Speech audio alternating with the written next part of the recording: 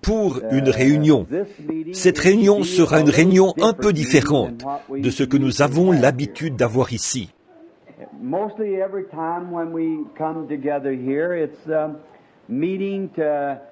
Presque chaque fois que nous nous rassemblons ici, c'est une réunion pour la guérison des malades et pour les besoins physiques. C'est là-dessus que l'accent est mis.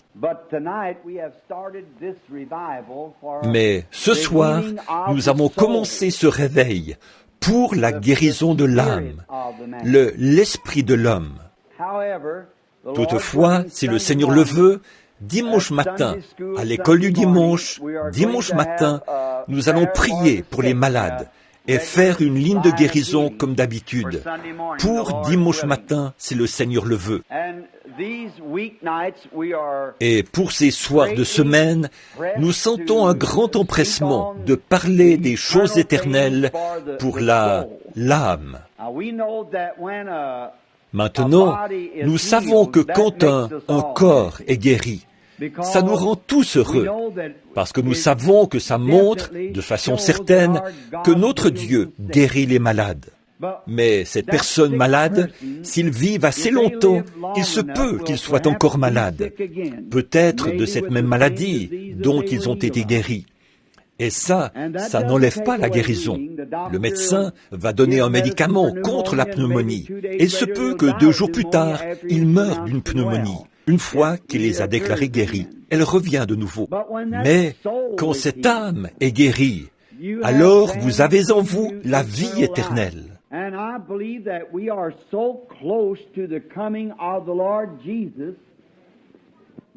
Et je crois que nous sommes tellement proches de la venue du Seigneur Jésus que nous nous devons de faire tout ce qui est en notre pouvoir pour amener chaque âme au royaume et pour apporter le royaume aux gens, qu'ainsi notre esprit puisse être guéri. Je crois que le corps de Jésus est le corps le plus malade que je connaisse, c'est-à-dire le corps spirituel de Christ sur la terre. Il est très malade.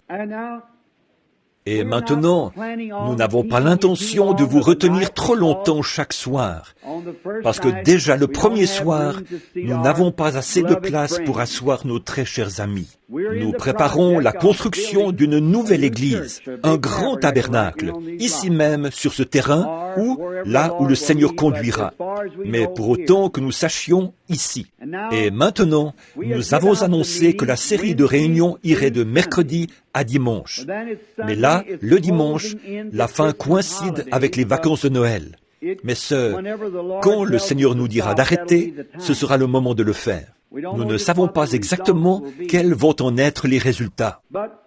Mais comme nous croyons que les gens du tabernacle ici et nos églises sœurs, c'est-à-dire l'une d'elles est le Holiness Tabernacle à Utica, dont frère Graham Snelling est le pasteur, et celle de New Albany, dont frère Juni Jackson est le pasteur, et aussi celle là-bas sur la route, dont frère Ruddle est le pasteur.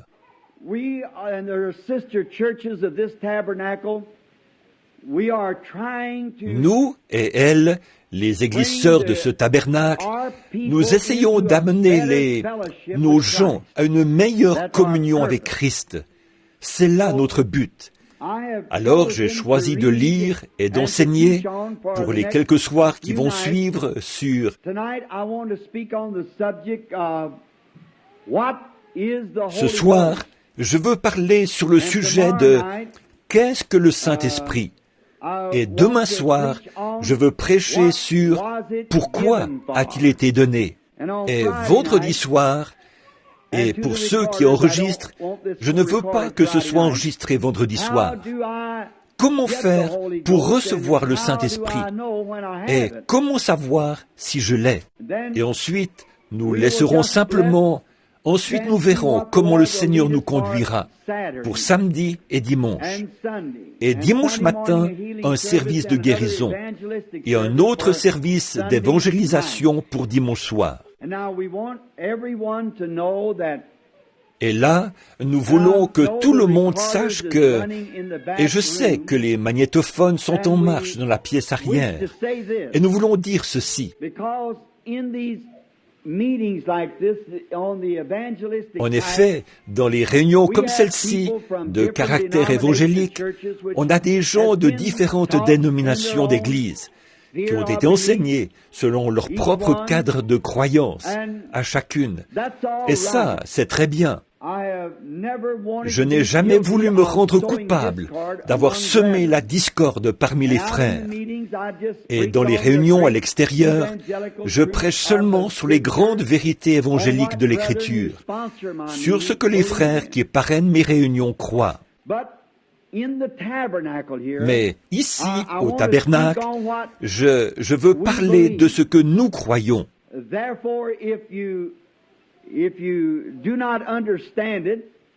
Par conséquent, si vous ne comprenez pas, je serais très content que vous m'envoyiez une petite lettre ou une note pour me poser une question sur la raison pour laquelle nous le croyons ainsi. Et il me fera plaisir d'essayer de l'expliquer de mon mieux. Vous savez, chaque église, si vous n'avez pas une doctrine, vous n'êtes pas une église. Vous devez avoir quelque chose que vous représentez, des principes que vous soutenez. Et peu importe la filiation ou la dénomination d'une personne, si cette personne est née de l'Esprit de Dieu, c'est mon frère ou ma sœur. Peu importe, nous pouvons être en désaccord sur d'autres choses, autant que l'Est est éloigné de l'Ouest. Mais nous sommes quand même frères. Et je ne ferai rien d'autre qu'essayer d'aider ce frère à avoir une meilleure marche plus rapprochée de Christ. Et je crois que tout vrai, véritable chrétien, ferait la même chose pour moi. Maintenant, j'ai demandé à ce tabernacle. Maintenant, nous n'entreprenons pas ceci simplement pour avoir des réunions de réveil. Je veux entreprendre ceci, et je veux que vous, et je vous ai demandé de brûler tous les ponts derrière vous, et de rectifier chaque péché, pour que nous abordions ça en y mettant tout notre cœur et toute notre vie. Nous devons venir ici dans le seul but de préparer notre âme pour la venue du Seigneur, et dans aucun autre but. Et comme j'en ai parlé et que je l'ai dit, il peut m'arriver à un certain moment d'enseigner ou de dire quelque chose qui pourrait être un peu contraire à ce que quelqu'un d'autre, la façon dont eux le croyaient. Je ne suis pas venu pour soulever une controverse, vous voyez. Je suis venu, nous sommes ici pour préparer la venue du Seigneur. Et je pense que ce petit groupe, j'ai des frères de l'extérieur qui sont ici avec moi, je sais, qui viennent de différents endroits. Et nous sommes heureux de les avoir avec nous. Et sans doute qu'un peu partout dans l'auditoire, là, il y en a d'autres qui viennent d'en dehors de la ville, d'un peu partout, de nos petites villes avoisinantes, ici. Et nous sommes heureux de vous avoir, et nous apprécions vraiment ça de votre part, que vous nous aimiez assez pour venir écouter ces choses. Dieu, puissiez-vous rentrer chez vous, mon frère, ma sœur, en emportant avec vous les trésors les plus riches que Dieu peut déverser dans votre cœur. Voilà ma prière. Et quant à ce petit tabernacle, comme je crois que certains des gens les meilleurs qui, je crois, sont sur terre, fréquentent ce tabernacle. Attention, je n'ai pas dit tous les gens les meilleurs. J'ai dit que quelques-uns des gens les meilleurs de la terre fréquentent ce tabernacle. Mais jour après jour, comme je reviens d'une réunion à l'autre, je vois un grand besoin de ce tabernacle, qu'il a un grand besoin, et c'est d'un remplissage ou d'une consécration, une vie plus profonde, une marche plus rapprochée avec Dieu. Et je leur ai promis de faire ceci, d'apporter ces messages pour eux. Et il nous fait plaisir de vous inclure, et que vous fraternisiez avec nous autour de la parole de Dieu, alors que nous l'enseignons et que nous essayons de la mettre en évidence. Maintenant, les 3 premiers soirs, nous ne prendrons pas un sujet sur lequel prêcher, mais un message d'enseignement tiré de la parole de Dieu.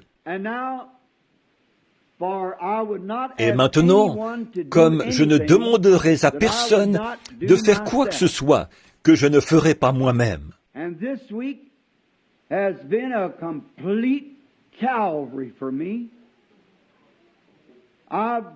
Et cette semaine a été un calvaire total pour moi. Il s'en est fallu de tellement peu que je perds de connaissance, comme je pourrais l'exprimer. J'en avais presque perdu l'esprit. Mais j'ai complètement abandonné toute volonté et, à ma connaissance, tout au Seigneur. L'autre soir, il devait être un peu après minuit. Mon épouse et moi, après être restés debout plus tard que d'habitude, à prier et à parler au Seigneur, d'un côté et de l'autre du petit tabouret dans notre salon.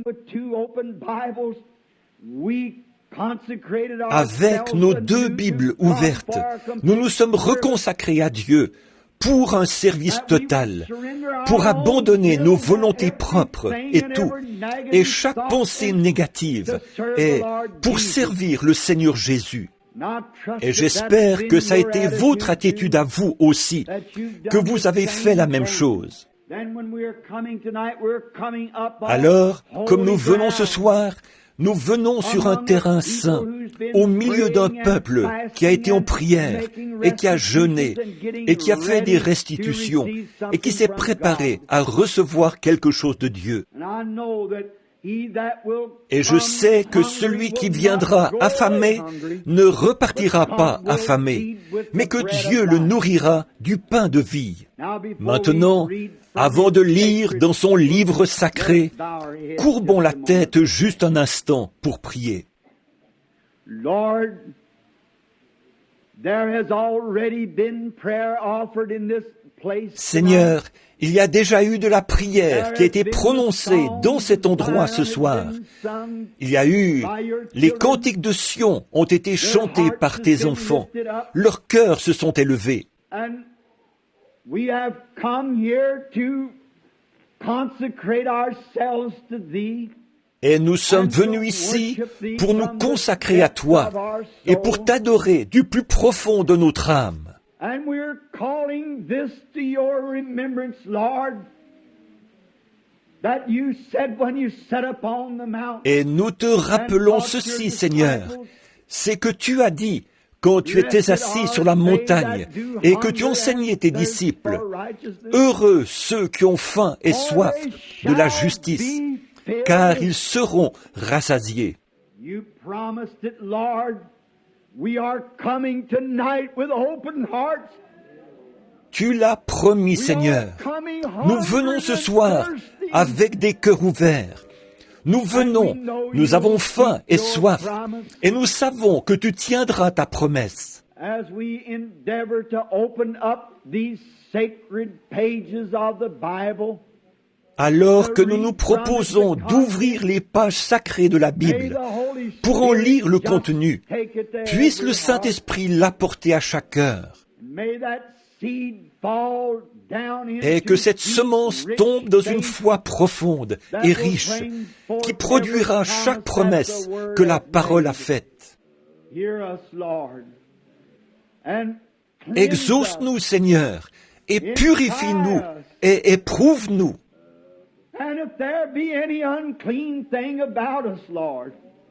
Et si nous avons quoi que ce soit d'impur, Seigneur, un péché non confessé, quelque chose qui ne soit pas juste, révèle-le maintenant, Seigneur.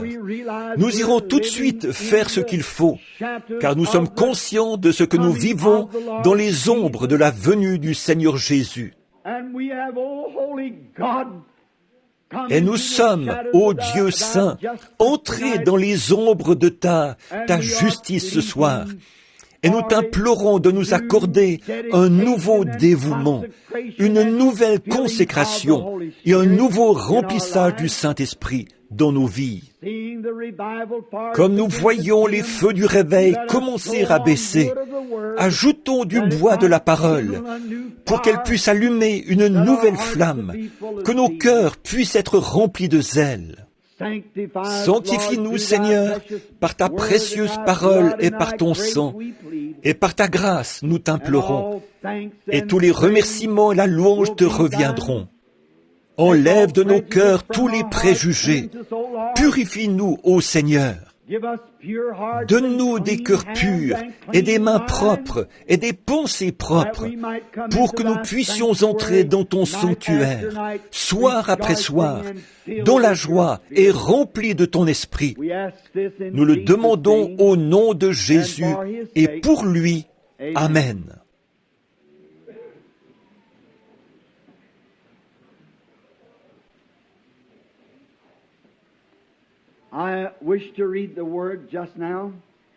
Je désire lire la parole maintenant. Et pendant que je vous ai demandé d'apporter vos Bibles, vos crayons, vos papiers pour les passages de l'Écriture, si vous le désirez, ce serait très bien.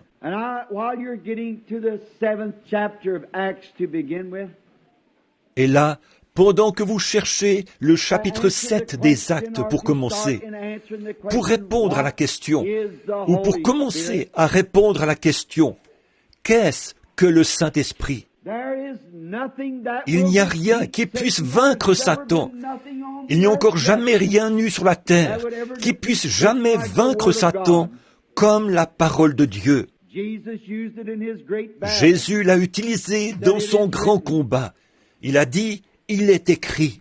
Et ce matin, alors que j'avais écouté, il y a quelques jours, une émission qui semblait insinuer que la création, c'était simplement venu de cendres que le vent avait rassemblées, et de phosphate et de quelques produits chimiques de la terre, et que c'est la chaleur du soleil qui avait créé le germe de vie et qui en avait fait sortir la vie. Comme c'est ridicule, alors que le soleil tuerait n'importe quel germe de vie. Mettez un germe au soleil, il va le tuer instantanément. Alors, il n'en est rien. Mais Satan essayait de me faire avaler ça. Et après avoir conduit ma petite Rebecca à l'école ce matin, en revenant, j'ai décidé d'allumer la radio de nouveau. Mais je me suis dit que je me ferais encore rebattre les oreilles avec ça. Alors, je l'ai éteinte. Et comme je remontais la rue, Satan m'a dit, il a dit, « Sais-tu que cet homme que tu appelles Jésus était seulement un homme, comme un jour à son époque, comme Billy Graham ou Oral Roberts ?» Il était seulement un homme, autour duquel quelques personnes ont commencé à se rassembler et à dire qu'il était un grand homme. Et au bout d'un moment, il est devenu plus grand, et ensuite il est devenu un Dieu pour eux. Et maintenant, ça s'est répandu dans le monde entier depuis qu'il est mort, et c'est tout. J'ai pensé, que tu es menteur. Et comme je traversais la rue Graham, je me suis retourné. J'ai dit, « Satan, toi qui es en train de parler à mon conscient, j'aimerais te poser quelques questions. De qui est-ce que les prophètes hébreux ont annoncé la venue? Qui était le Messie oint? Qu'est-ce qui est descendu sur ces hommes qui l'ont vu d'avance et qui ont annoncé sa vie des milliers d'années avant qu'il arrive? Qui est-ce qui a prédit ça à la lettre? Et quand il est venu, ils avaient dit, il a été mis au nombre des malfaiteurs. Et il l'a été. Il a été blessé pour nos transgressions. Et il l'a été. On a mis son tombeau parmi les riches. Mais il ressuscitera le 3e jour. Et il l'a fait.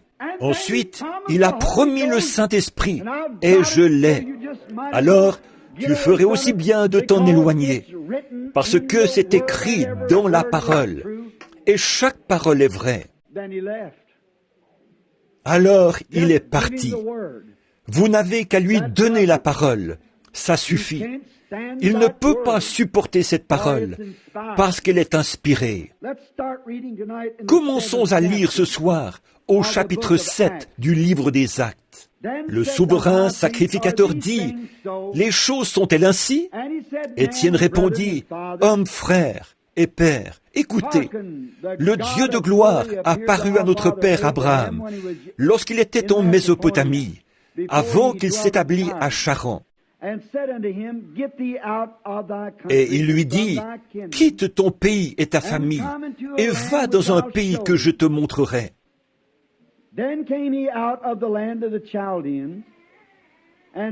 Il sortit alors du pays des Chaldéens et s'établit à Charan. De là, après la mort de son père, Dieu le fit passer dans ce pays que vous habitez maintenant.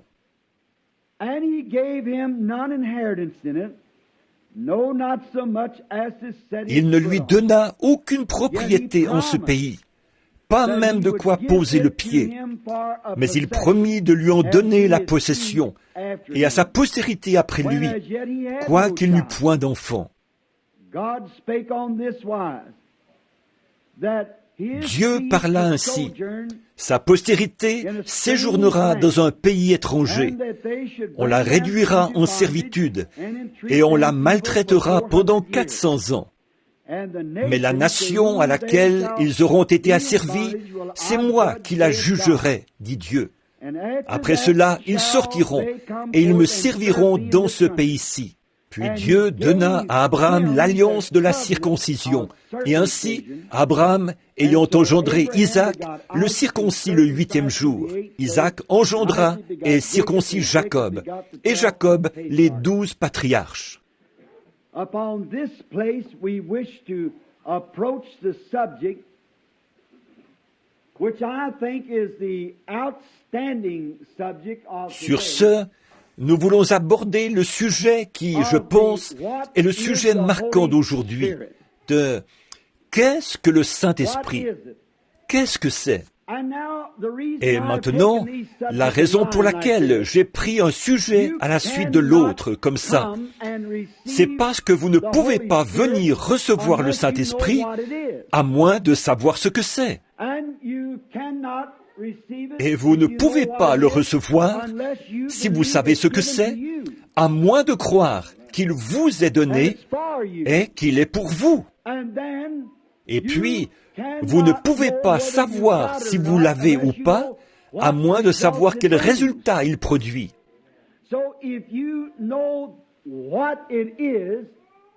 Donc, si vous savez ce que c'est, et à qui il est destiné, et quelle action il produit quand il vient, alors vous saurez ce que vous avez quand vous le recevrez.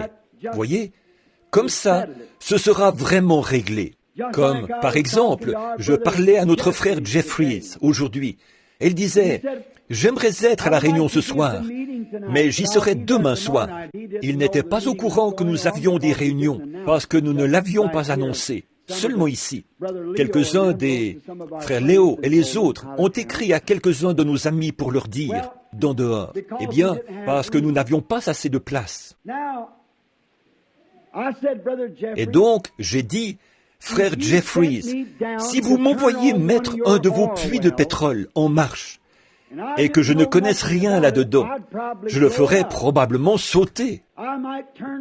Je tournerai peut-être la mauvaise clé, ou bien je mettrai le mauvais moteur en marche. Il faudrait que je sache comment faire avant de le faire. Et c'est pareil pour ce qui est de recevoir le Saint-Esprit. Vous devez savoir ce que vous venez chercher et comment le recevoir et ce qu'il est. Bon, d'abord, le Saint-Esprit a été promis. On pourrait passer 10 semaines et ne jamais seulement effleurer le sujet de ce qu'est le Saint-Esprit. Mais pour commencer, je veux en aborder juste assez chaque soir pour en donner les grandes lignes. Et le soir d'après, je verrai s'il y a des questions. Combien ici n'ont pas reçu le Saint-Esprit, n'ont pas été baptisés du Saint-Esprit? Levez la main. Vous savez que vous ne l'avez pas été. Regardez donc les mains.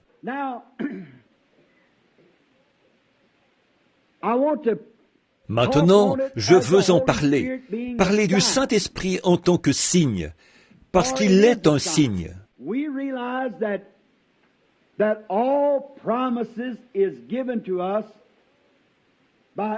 Nous comprenons bien que toutes les promesses nous sont données par Abraham était le père de la promesse, parce que Dieu a donné la promesse à Abraham et à sa postérité après lui. La promesse a été faite à Abraham et à sa postérité. Et ce signe, il est destiné à un peuple de l'Alliance.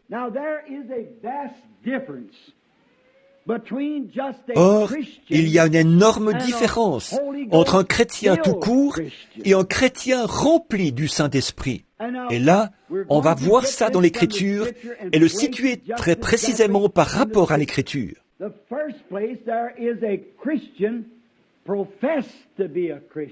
Pour commencer, il y a le chrétien qui fait profession d'être chrétien. Mais si ce chrétien n'a pas encore été rempli du Saint-Esprit, il est seulement en voie de devenir un chrétien. Voyez? Il fait profession de le croire. Il s'efforce d'y parvenir.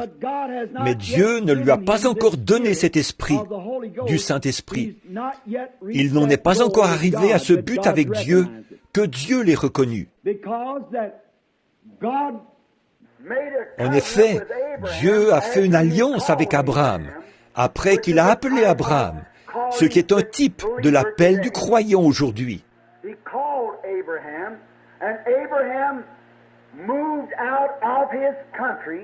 Il a appelé Abraham, et Abraham est sorti de son pays pour aller dans un pays étranger, pour habiter parmi des étrangers.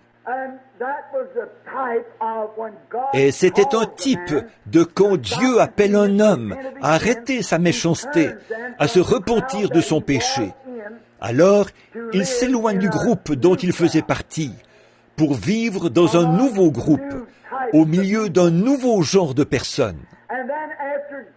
Et puis, après que Dieu a trouvé Abraham fidèle à la promesse que Dieu lui avait donnée, selon laquelle il aurait l'enfant, et qu'à travers cet enfant, toute la terre serait bénie.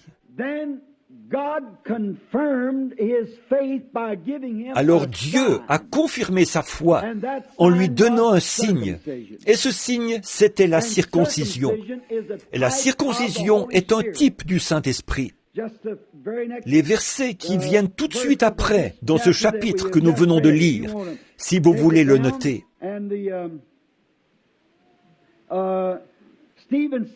Et Étienne a dit au verset 51, « Coup raide, incirconcis du cœur et d'oreille. Vous vous opposez toujours au Saint-Esprit. Ce que vos pères ont été, vous l'êtes aussi. » La circoncision est un type du Saint-Esprit. Et Dieu a donné à Abraham le signe de la circoncision, après qu'il a accepté Dieu sur sa promesse et qu'il est parti dans un pays étranger. Voyez, c'était un signe. Et tous ses enfants et sa postérité après lui, il fallait qu'ils aient ce signe dans leur chair, parce que c'était un signe distinctif.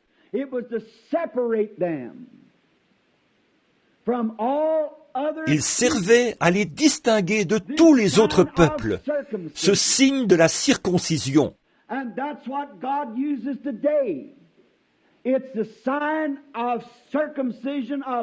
Et c'est ce que Dieu utilise aujourd'hui. C'est le signe de la circoncision du cœur, le Saint-Esprit, qui fait de l'Église de Dieu une Église séparée de tous les autres credos, croyances et dénominations. Ils sont dans toutes sortes de dénominations, mais ils sont quand même un peuple à part. Laissez-moi parler à un homme pendant 2 minutes. Je peux vous dire s'il a reçu le Saint-Esprit ou non. Vous le pouvez aussi. Ça les distingue. C'est une marque, c'est un signe. Et le Saint-Esprit est un signe.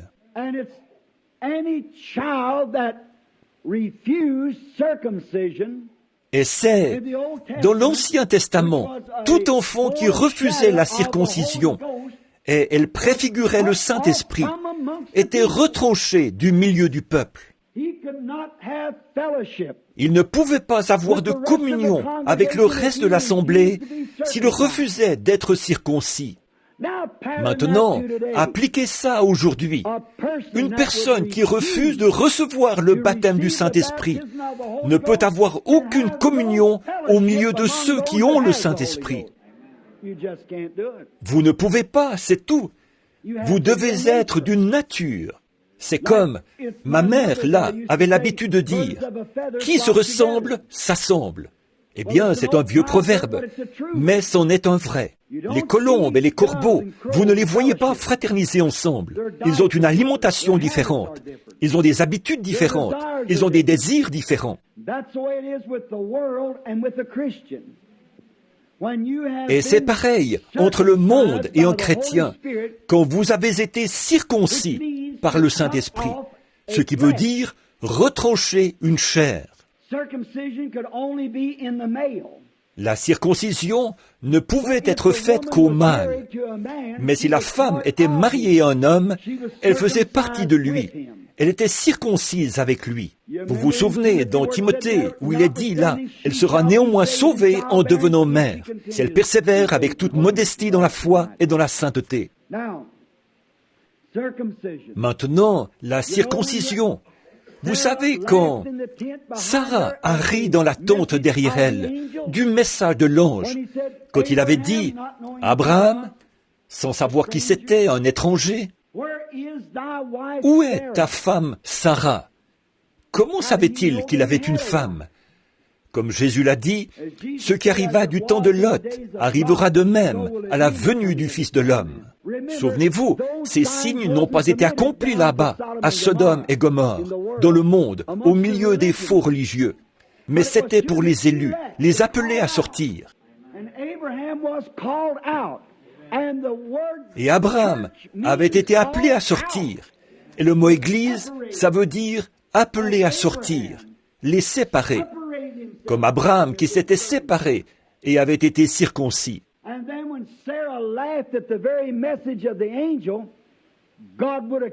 Et alors, quand Sarah a ri du message même de l'ange, Dieu l'aurait tué sur le champ, mais il ne pouvait pas toucher à Sarah sans toucher à Abraham, parce qu'ils étaient un. Elle faisait partie de lui. Vous n'êtes plus deux, mais vous êtes un.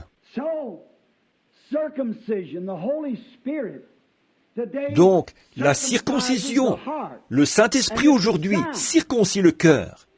Et c'est un signe qui est donné.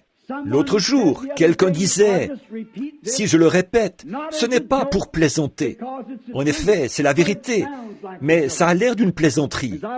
Comme je l'ai souvent dit, ici, ce n'est pas un endroit pour plaisanter.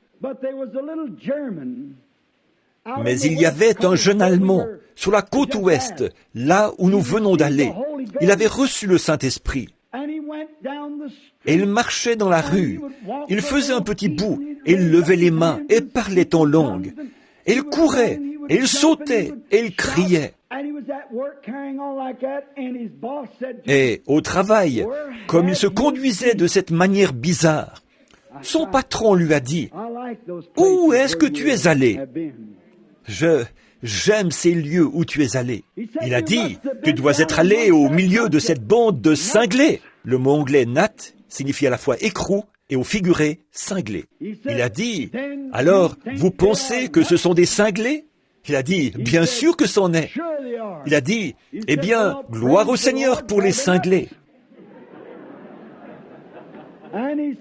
Et il a dit, vous savez quoi? Les écrous ou cinglés ont un grand rôle à jouer. Il a dit, par exemple, l'automobile, si vous en enlevez tous les écrous ou cinglés, il ne vous reste plus qu'un tas de ferraille. Alors, c'est à peu près ça.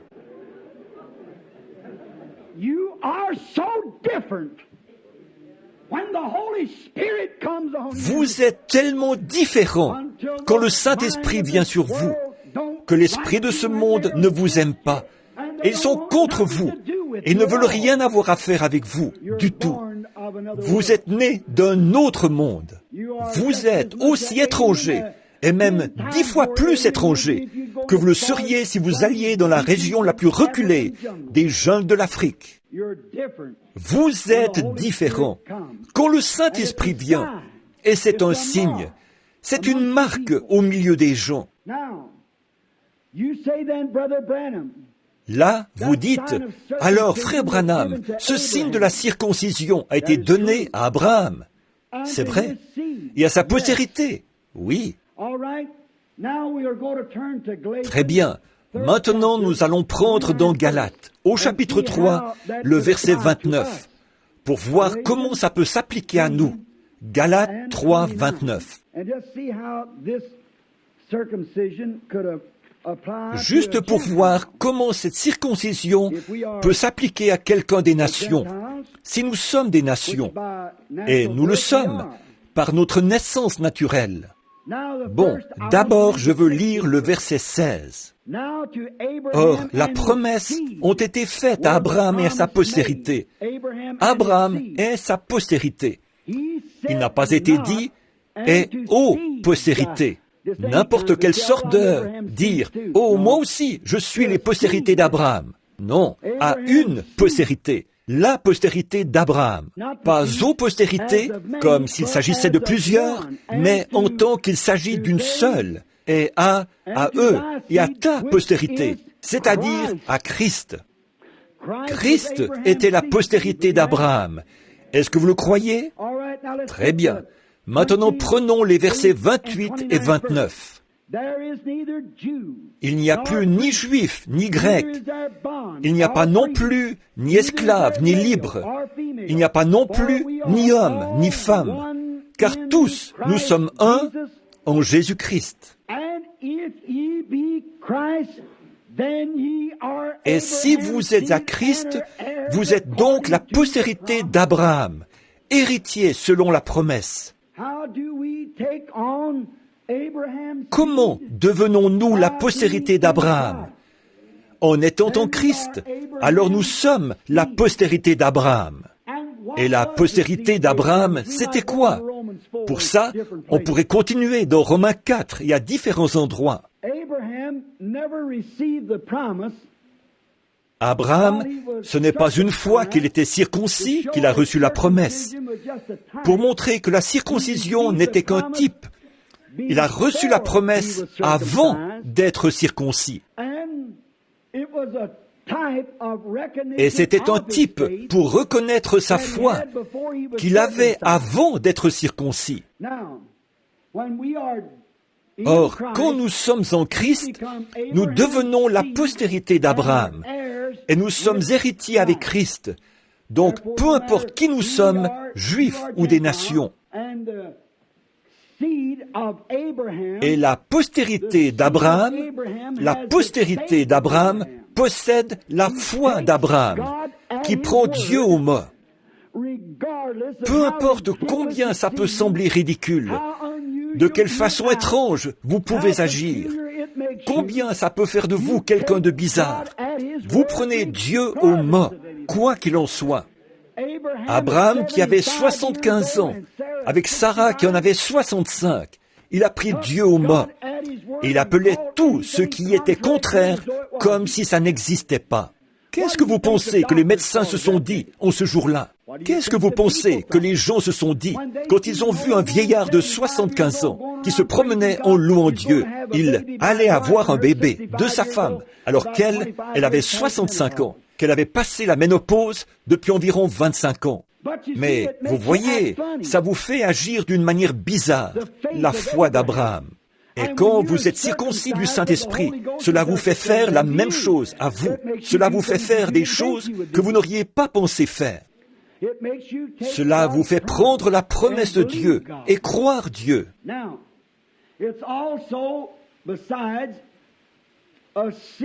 Maintenant, c'est aussi, en plus d'une promesse et d'un signe, c'est aussi un sceau.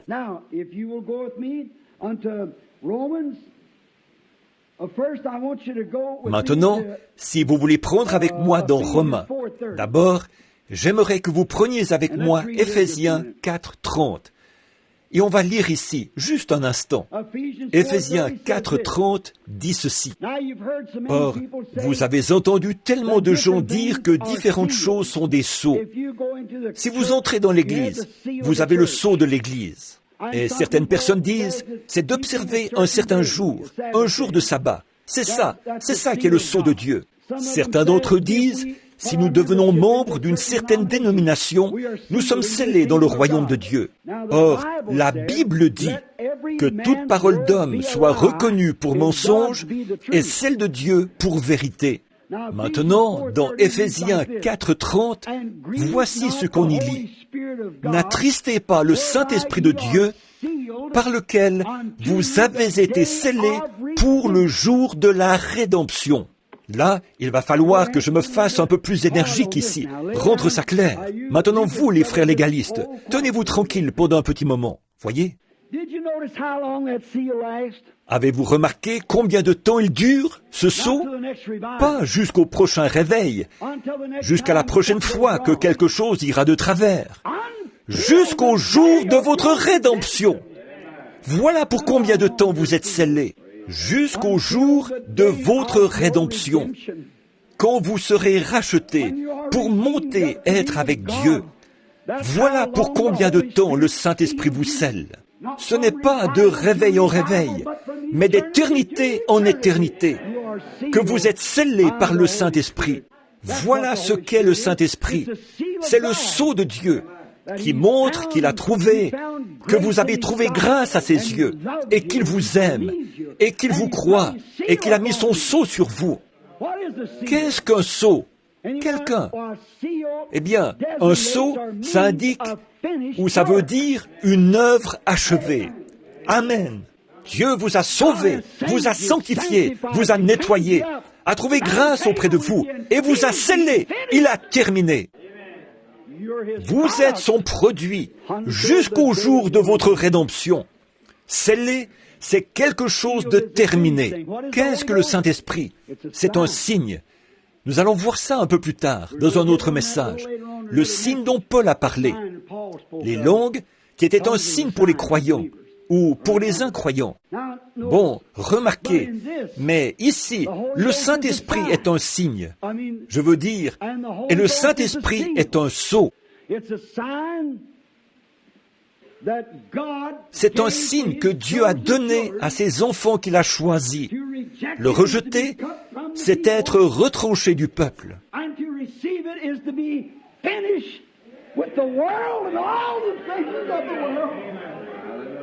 Et le recevoir, c'est en avoir fini avec le monde et toutes les choses du monde. Être un produit sur lequel Dieu a mis un sceau d'approbation. Autrefois, je travaillais pour la compagnie de chemin de fer, ici, avec Harry Waterbury, et on partait charger un wagon. Mon frère Doc, qui est debout au fond, il aide à charger les wagons. Quand on est en train de charger un wagon, ils vont examiner ce wagon de fond en comble, l'inspecteur. Et s'ils trouvent quelque chose de branlant, qui risquerait de tomber ou de se briser, ou quelque chose qui pourrait causer des dommages,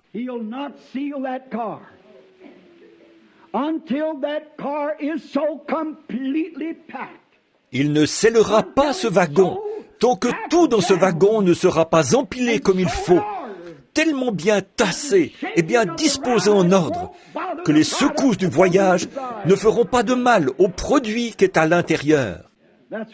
S'il n'y a pas beaucoup de scellement parmi nous, c'est à cause de ça. Il y a trop de laisser-aller en nous. Quand l'inspecteur fait son examen, qu'il inspecte votre vie, pour voir s'il n'y a pas un peu de laisser-aller chez vous, un peu de laisser-aller dans votre vie de prière, un peu de laisser-aller quant à ce tempérament colérique, un peu de laisser-aller quant à cette langue, pour parler des autres. Il ne scellera jamais le wagon. Des habitudes sales, des choses dégoûtantes, des pensées vulgaires. Il ne peut pas sceller le wagon.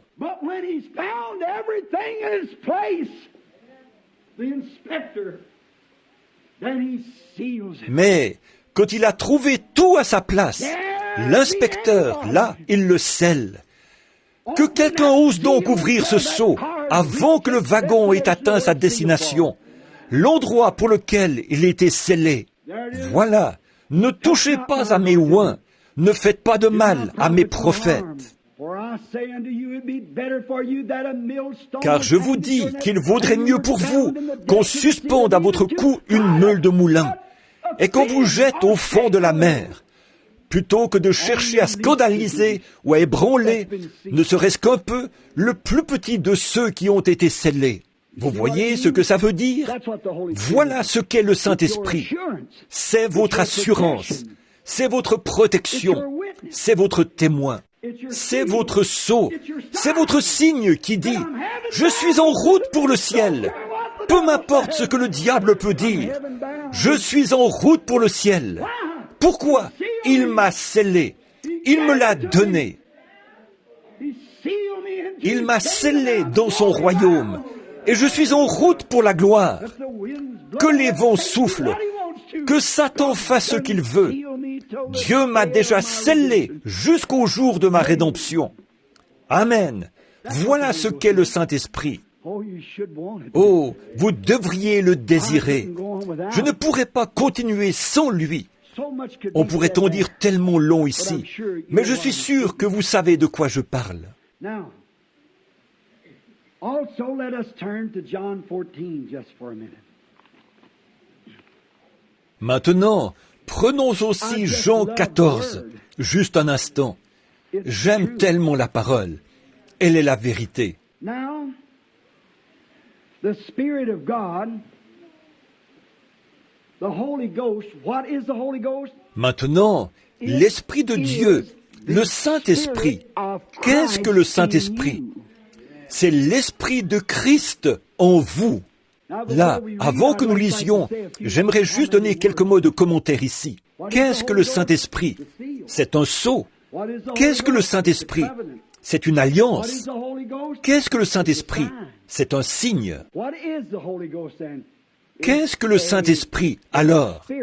C'est l'Esprit de Jésus-Christ en vous. Voyez? Un peu de temps, a dit Jésus, et le monde ne me verra plus. Mais vous me verrez, car je serai avec vous et même en vous jusqu'à la fin du monde. L'Esprit de Dieu dans son Église. Pourquoi faire? Pourquoi est-ce qu'il a fait ça? Là, j'empiète un peu sur le sujet de demain soir. Mais pourquoi est-ce qu'il a fait ça? Pourquoi est-ce que le Saint-Esprit, pourquoi est-ce qu'il est venu? Pourquoi est-ce qu'il est venu en vous? Pourquoi est-ce qu'il est venu en moi? C'était pour poursuivre les œuvres de Dieu. Je fais toujours ce qui est agréable à mon Père. Je viens non pas pour faire ma propre volonté, mais celle du Père qui m'a envoyé. Et le Père qui m'a envoyé est avec moi. Et comme mon Père m'a envoyé, moi aussi, je vous envoie. Oh là là! Le Père qui l'a envoyé, il était en lui.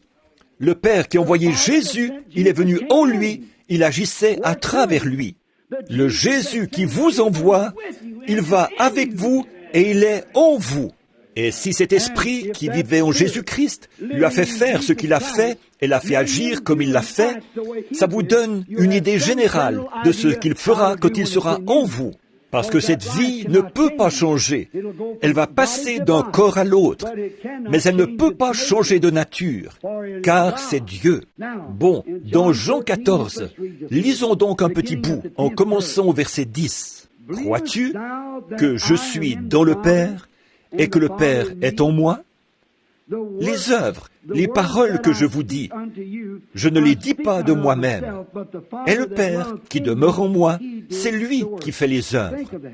Pensez à ça. Bon, croyez-moi, je suis dans le Père et le Père est en moi. Croyez du moins à cause de ses œuvres. En vérité, je vous le dis, celui qui croit en moi fera aussi les œuvres que je fais. Et il en fera de plus grandes, parce que je m'en vais à mon Père. Vous voyez, n'est-ce pas? Vous voyez comment il a dit, là? Maintenant, regardez, ici, à quoi on en arrive. Je vais en lire encore un bout. On va lire à peu près jusqu'au verset 20. Et tout ce que vous demanderez en... Voyons, j'avais le... Oui, bien. Et tout ce que vous demanderez en mon nom, je le ferai, afin que le Père soit glorifié dans le Fils. Si vous demandez quelque chose en mon nom, je le ferai. Si vous m'aimez, gardez mes commandements. Et moi, je prierai le Père. Remarquez bien là. Et il vous donnera un autre consolateur, afin qu'il demeure éternellement avec vous.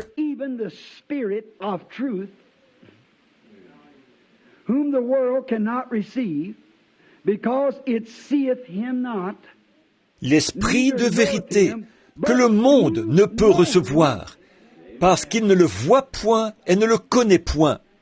Mais vous, vous le connaissez, car il demeure avec vous et il sera en vous.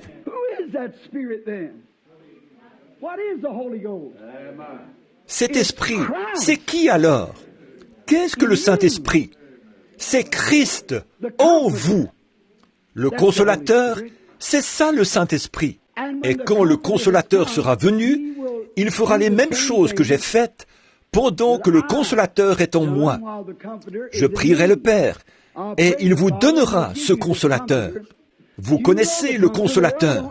Le monde ne le connaît pas, ne le connaîtra jamais. Mais vous, vous le connaissez, parce qu'il demeure avec vous en ce moment. C'est Jésus qui parle.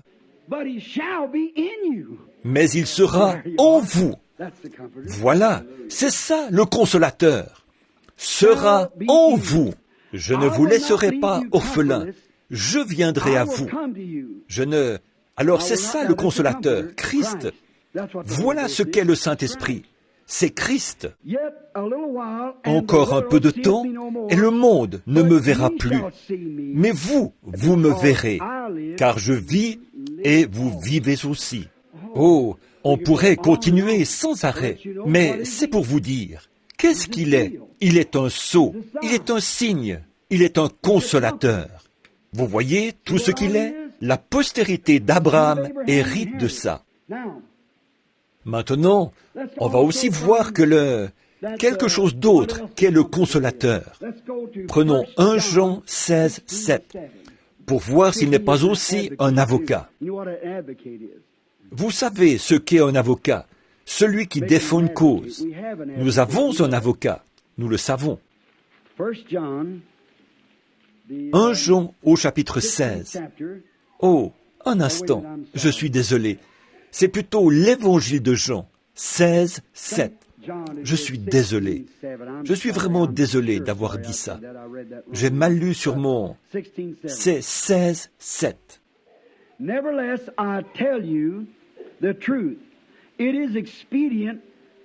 Cependant, je vous dis la vérité. Il vous est avantageux que je m'en aille. Car si je ne m'en vais pas, le consolateur ne viendra pas vers vous. Mais si je m'en vais, je vous l'enverrai.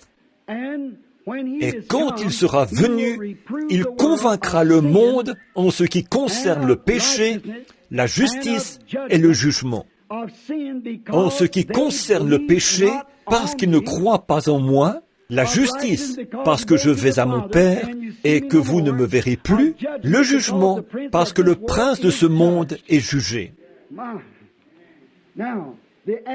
Oh là là! Maintenant, l'avocat, qui se trouve dans 1 Jean 2, 12. Maintenant, lisons ça un instant. 1 Jean 2, 12. Excusez-moi, 1 Jean 1 et 2 plutôt.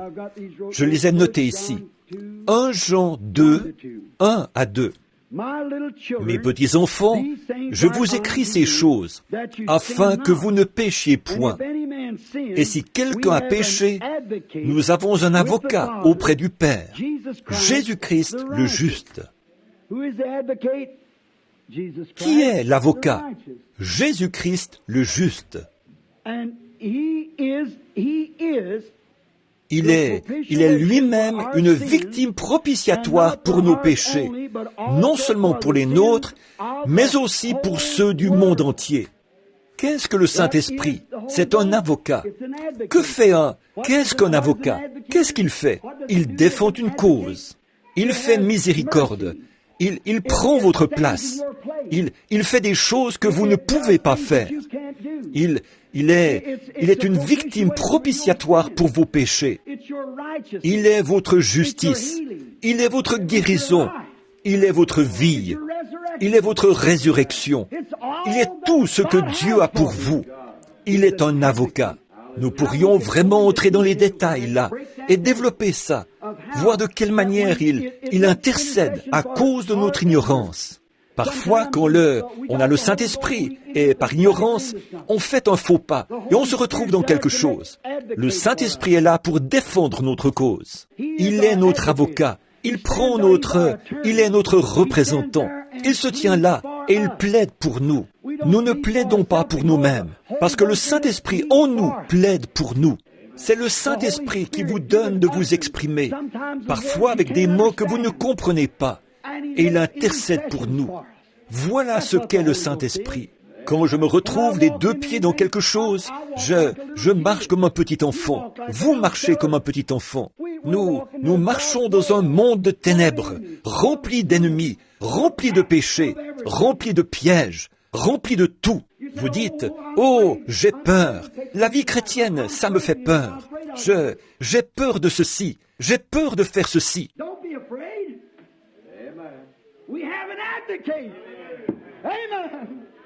N'ayez pas peur.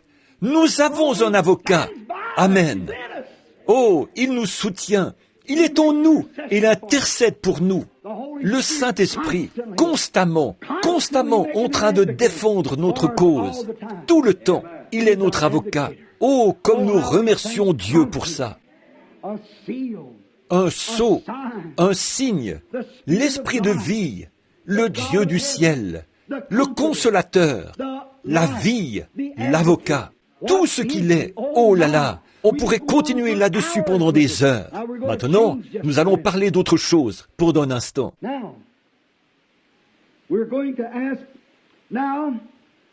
Maintenant, nous allons demander là, il nous a été promis pour les derniers jours, cet avocat, ce sceau, cette promesse, tout ce que nous avons dit de lui ce soir, et 10 000 fois plus. C'est une promesse qui nous était faite pour le dernier jour. À cette époque-là, ils ne l'avaient pas. Ils avaient seulement un sceau dans leur chair, comme gage et comme signe, en croyant qu'il allait venir. Et ils marchaient par l'ombre de la loi. Alors, ils étaient circoncis dans la chair. Aujourd'hui, nous ne marchons pas par l'ombre de la loi. Nous marchons par la puissance de la résurrection. Nous marchons par la puissance de l'Esprit, qui est notre vrai sceau, notre vrai avocat, notre vrai consolateur, notre vrai signe que nous sommes nés d'en haut. Des gens singuliers, étranges, qui agissent d'une manière bizarre, qui prennent Dieu au mot, qui appellent tout le reste faux. La parole de Dieu est vraie. Voilà, oh là là, voilà ce qu'est le Saint-Esprit. Le voulez-vous? Vous aimeriez l'avoir, n'est-ce pas? Voyons s'il a été promis. Maintenant, revenons à Ésaïe, au livre d'Ésaïe. Prenons le chapitre 28 d'Ésaïe. Là, nous prenons Ésaïe 28 et nous allons commencer autour du... Prenons le verset 8 pour voir ce qu'Ésaïe a dit 712 ans avant qu'il arrive. On pourrait en dire long là-dessus, revenir en arrière, jusqu'au tout début. Mais on va simplement commencer ici et on va voir s'il a été promis à l'Église. Quel jour devait-il venir? Dans les derniers jours, quand il y aurait de la corruption. Maintenant, souvenez-vous, le mot est au pluriel. Les jours, les 2 derniers jours, les derniers 2000 ans.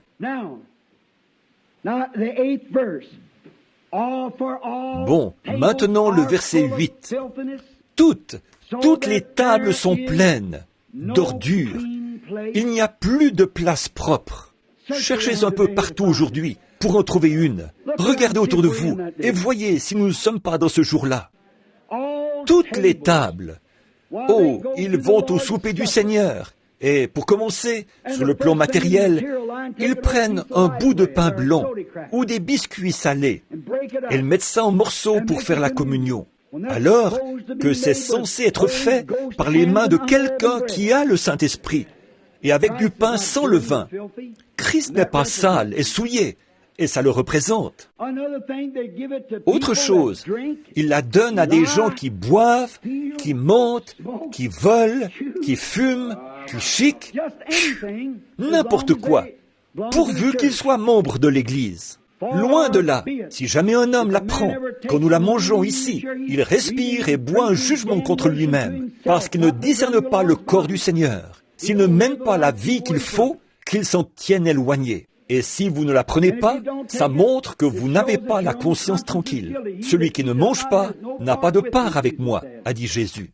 Mais toutes les tables du Seigneur se sont remplies de souillures. Il n'y a pas une seule place qui soit propre. Écoutez, si ce n'est pas le tableau d'aujourd'hui, ça. À qui veut-on enseigner la sagesse? À qui veut-on donner des leçons? Qui comprendra la sagesse? À qui peut-on donner des leçons? Eh bien, Dieu soit béni, je suis presbytérien, je suis méthodiste, je suis pentecôtiste, je suis nazaréen, je suis pèlerin de la sainteté. Ça ne veut absolument rien dire pour Dieu, ça. Une autre table, c'est tout. À qui ferais-je connaître des leçons? Quelle sorte de leçons? Méthodiste, baptiste, presbytérienne, pentecôtiste? Les leçons de la Bible. À qui ferais-je connaître des leçons? Comment savoir si vous l'avez? On va voir ça vendredi soir, voyez? À qui ferais-je connaître des leçons? Remarquez bien là. Est-ce à des enfants qui viennent d'être sevrés, qui viennent de quitter la mamelle? Des petits bébés qui disent, eh bien, je vais à l'église. Ma maman était membre de cette église. Je n'ai rien contre ça, cher frère. Et je suis bien conscient que ceci est enregistré. C'est très bien, soyez membre de l'église de maman. Mais écoutez, maman a marché dans une lumière et vous marchez dans une autre. Luther a marché dans une lumière.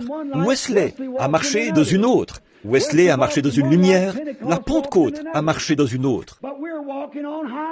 Mais aujourd'hui, nous marchons plus haut que ça.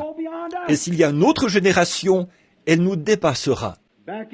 Au début, dans les premiers jours, quand c'était large, très large, Luther enseignait la justification par la foi. C'était seulement pour faire passer les gens du catholicisme au protestantisme, à la communion autour de la parole.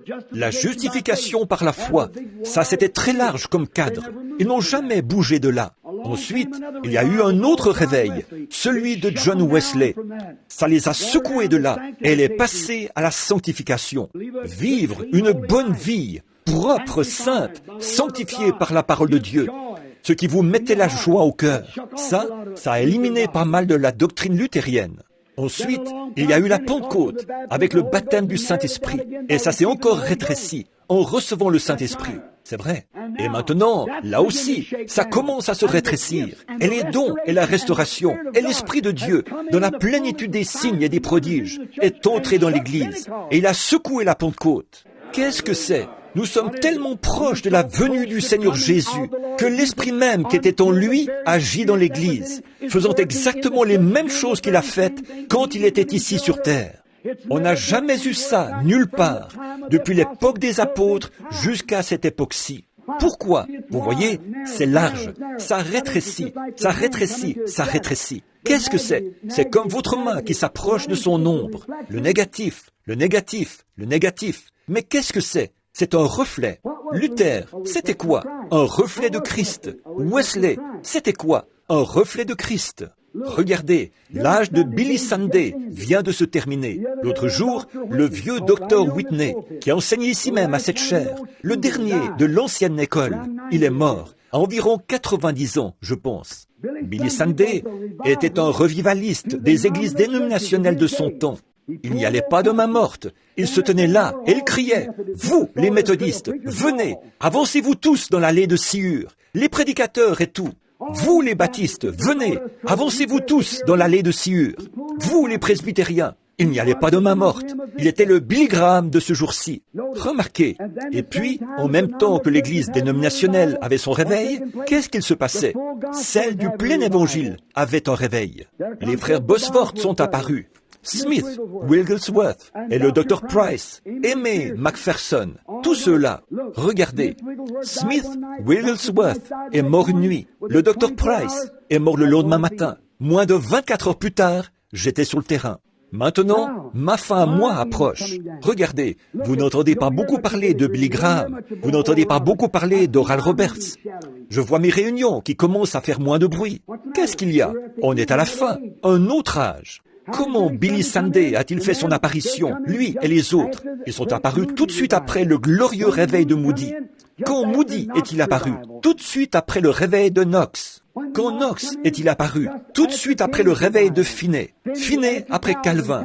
Calvin après, ainsi, Wesley, et Wesley après Luther. Ainsi de suite, d'un bout à l'autre de l'âge. Dès qu'un réveil est terminé, Dieu en suscite un autre, et il fait plus de lumière. Ça continue à avancer comme ça. Maintenant, on est à la fin de cette époque-ci. Chaque homme, à la fin de sa jonction, il s'attendait à la venue de Christ, mais il avait encore beaucoup de choses à attendre. Le retour des Juifs, les soucoupes volantes dans les cieux, toutes les choses que nous voyons aujourd'hui. Mais nous sommes à la fin. Nous y sommes maintenant. Il savait que l'Église devait recevoir une puissance qui agirait dans l'Église pour accomplir les œuvres mêmes de Christ, parce que l'ombre, en devenant de plus en plus marquée, elle donne un reflet plus précis. Prenez une ombre. Plus on est loin de l'ombre, moins l'ombre va donner un bon reflet. Au bout d'un moment, l'ombre s'approche de plus en plus, jusqu'au point où l'arbre et l'ombre, c'est une seule et même chose. Or, l'Esprit de Dieu a agi par la justification avec Luther, la sanctification avec Wesley, le baptême du Saint-Esprit avec la Pentecôte. Et le voici, dans le dernier jour, en train d'accomplir et de faire exactement les mêmes choses qu'il a faites quand il était en Christ. Qu'est-ce que c'est? L'Église et Christ sont devenus un. Et dès qu'ils se connecteront dans ce dernier lien, elle traversera le ciel en criant. Ils se lèveront, Wesley, Luther et tous les autres de ces époques passées, là. Le premier sera le dernier sera le premier. Et alors, ce sera la résurrection. Nous sommes au temps de la fin. Écoutez, voilà ce que fait le Saint-Esprit. Le Saint-Esprit par la justification, vous voyez, qui en est seulement une ombre légère. Le Saint-Esprit par la sanctification, qui en est une ombre un peu plus marquée. Le Saint-Esprit par le baptême de lui-même, une ombre plus marquée. Maintenant, le Saint-Esprit par la restauration de sa personne même, qui est ici, faisant des signes et des prodiges, comme il l'a fait au commencement. Gloire! Vous allez me traiter d'exalté de toute façon. Alors, vous feriez aussi bien de commencer tout de suite. Écoutez, frères, écoutez ça. Toutes les tables sont pleines de vomissements. Il n'y a plus de place propre. À qui veut-on enseigner la sagesse? À qui veut-on faire connaître? Donner des leçons? Est-ce à des enfants qui viennent d'être sevrés, qui viennent de quitter la mamelle? Pas à des petits bébés, des bébés presbytériens, des bébés méthodistes, des bébés pentecôtistes, des bébés luthériens, des bébés nazaréens. Il veut quelqu'un qui est prêt à s'éloigner de la mamelle et à manger de la nourriture solide. La voici, car c'est précepte sur précepte, règle sur règle, un peu ici, un peu là. Eh bien, c'est par des hommes aux lèvres balbutiantes et en d'autres langues que je parlerai à ce peuple. Il lui disait, « Voici le repos, laissez reposer celui qui est fatigué. Voici le lieu de repos. » Mais ils n'ont point voulu écouter. Le Saint-Esprit, si ce n'est pas exactement de cette manière-là qu'il est venu le jour de la Pentecôte, prophétisé 712 ans avant sa venue. Voici qu'au jour de la Pentecôte, il est venu très exactement ainsi. Quelqu'un disait, c'est d'observer le jour du sabbat. Ce n'est pas que je veux rejeter ou prendre à la légère l'Église ou la religion de qui que ce soit. Seulement de dire, le jour du sabbat, le sabbat de Dieu, c'était le jour du repos. Le voici, le jour du repos. Voici le repos, il a dit. Laissez reposer celui qui est fatigué. C'est ça. Amen. Ce sera précepte sur précepte, règle sur règle. Voici le repos. Qu'est-ce que le Saint-Esprit? Le repos. Oh, venez à moi, vous tous qui êtes fatigués et chargés, et je vous donnerai du repos.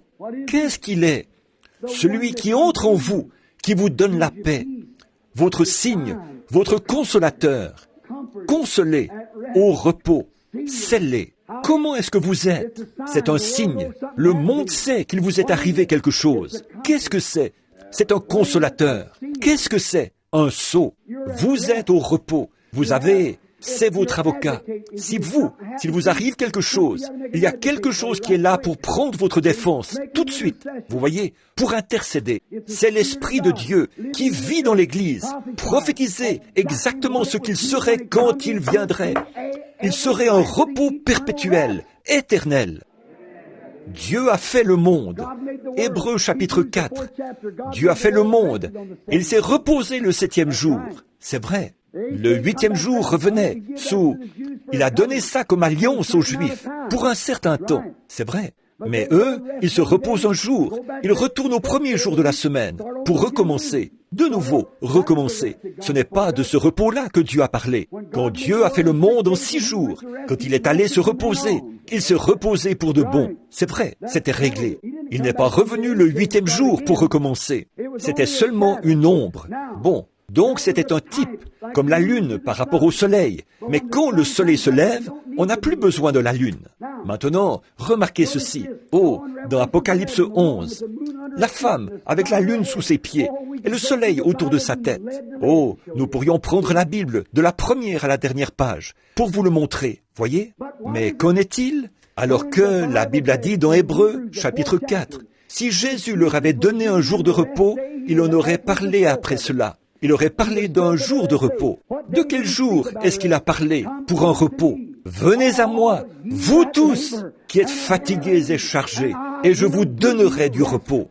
Matthieu chapitre 11, verset 22. Regardez, ensuite, nous voyons que quand nous venons à lui, car celui, a dit Hébreux 4, qui est entré dans le repos de Jésus, se repose de ses œuvres du monde, comme Dieu s'est reposé des siennes, quand il a fait le monde, pour ne plus jamais revenir là-dessus.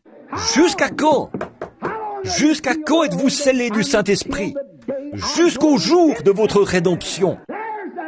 Le voilà, ce repos, cette consolation, cet avocat, ce sceau, ce libérateur. Des fois, je suis agité, ou plutôt, des fois, je suis béni. Est-ce qu'il nous est promis, frère Branham? Est-ce prouvé par la Bible? Très bien, prenons Joël, pour voir ce que Joël en a dit. Comme je suis reconnaissant pour la parole de Dieu bénie. L'aimez-vous? Je pense que, si ce n'était de la parole, je ne sais pas où nous en serions. Très bien. Nous sommes dans Joël, là. On va prendre Joël, le chapitre 2 de Joël, et on va commencer au verset 28. Joël 2, 28. 800 ans avant la venue de Christ, le prophète est dans l'esprit. Maintenant, écoutez. Après cela, je répandrai mon esprit sur toute chair. Vos fils et vos filles prophétiseront. Vos vieillards auront des songes et vos jeunes gens des visions. Même sur mes serviteurs et sur ma servante, je répandrai dans ces jours, là de mon esprit. Je ferai paraître des prodiges en haut dans les cieux et sur la terre du sang, du feu et des colonnes de fumée. Le soleil se changera en ténèbres et la lune en sang avant l'arrivée du jour de l'Éternel, de ce jour grand et terrible. Alors, quiconque invoquera le nom de l'Éternel sera sauvé. Ça, c'est... Quoi? Joël. Avez-vous remarqué? Dans Acte 2, Pierre a repris le même verset. Il a dit, « Hommes israélites, écoutez mes paroles. Ces gens ne sont pas ivres. Ces gens scellés, consolés, bizarres, marqués. Ils ne sont pas ivres, comme vous le supposez, Acte 2, car c'est la 3e heure du jour. Mais c'est ici ce qui a été dit par Joël le prophète en ces mots. Dans les derniers jours, je répandrai mon esprit sur toute chair. » Qu'est-ce que c'est? Qu'est-ce que le Saint-Esprit? Très bien. Maintenant, remarquons encore. Promis aux croyants. Voilà ce qu'il est. Maintenant, ce Saint-Esprit, nous allons voir ce qu'il est. Pendant un instant. À qui est-il promis? Aux croyants. Maintenant, prenons Luc, le chapitre 24 de Luc. Écoutez ce que Jésus a dit, ses dernières paroles avant qu'il quitte la terre. Luc, chapitre 24. Et vous, qui prenez ça en note, là, vous pouvez le noter pour l'étudier demain, quand vous aurez plus de temps.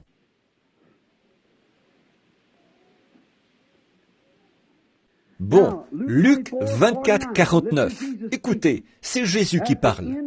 À la fin, comme il montait pour s'en aller dans la gloire, à son ascension, voici les paroles qu'il a dites à ses disciples. « Voici, j'enverrai sur vous ce que mon Père a promis. » Il a promis quoi?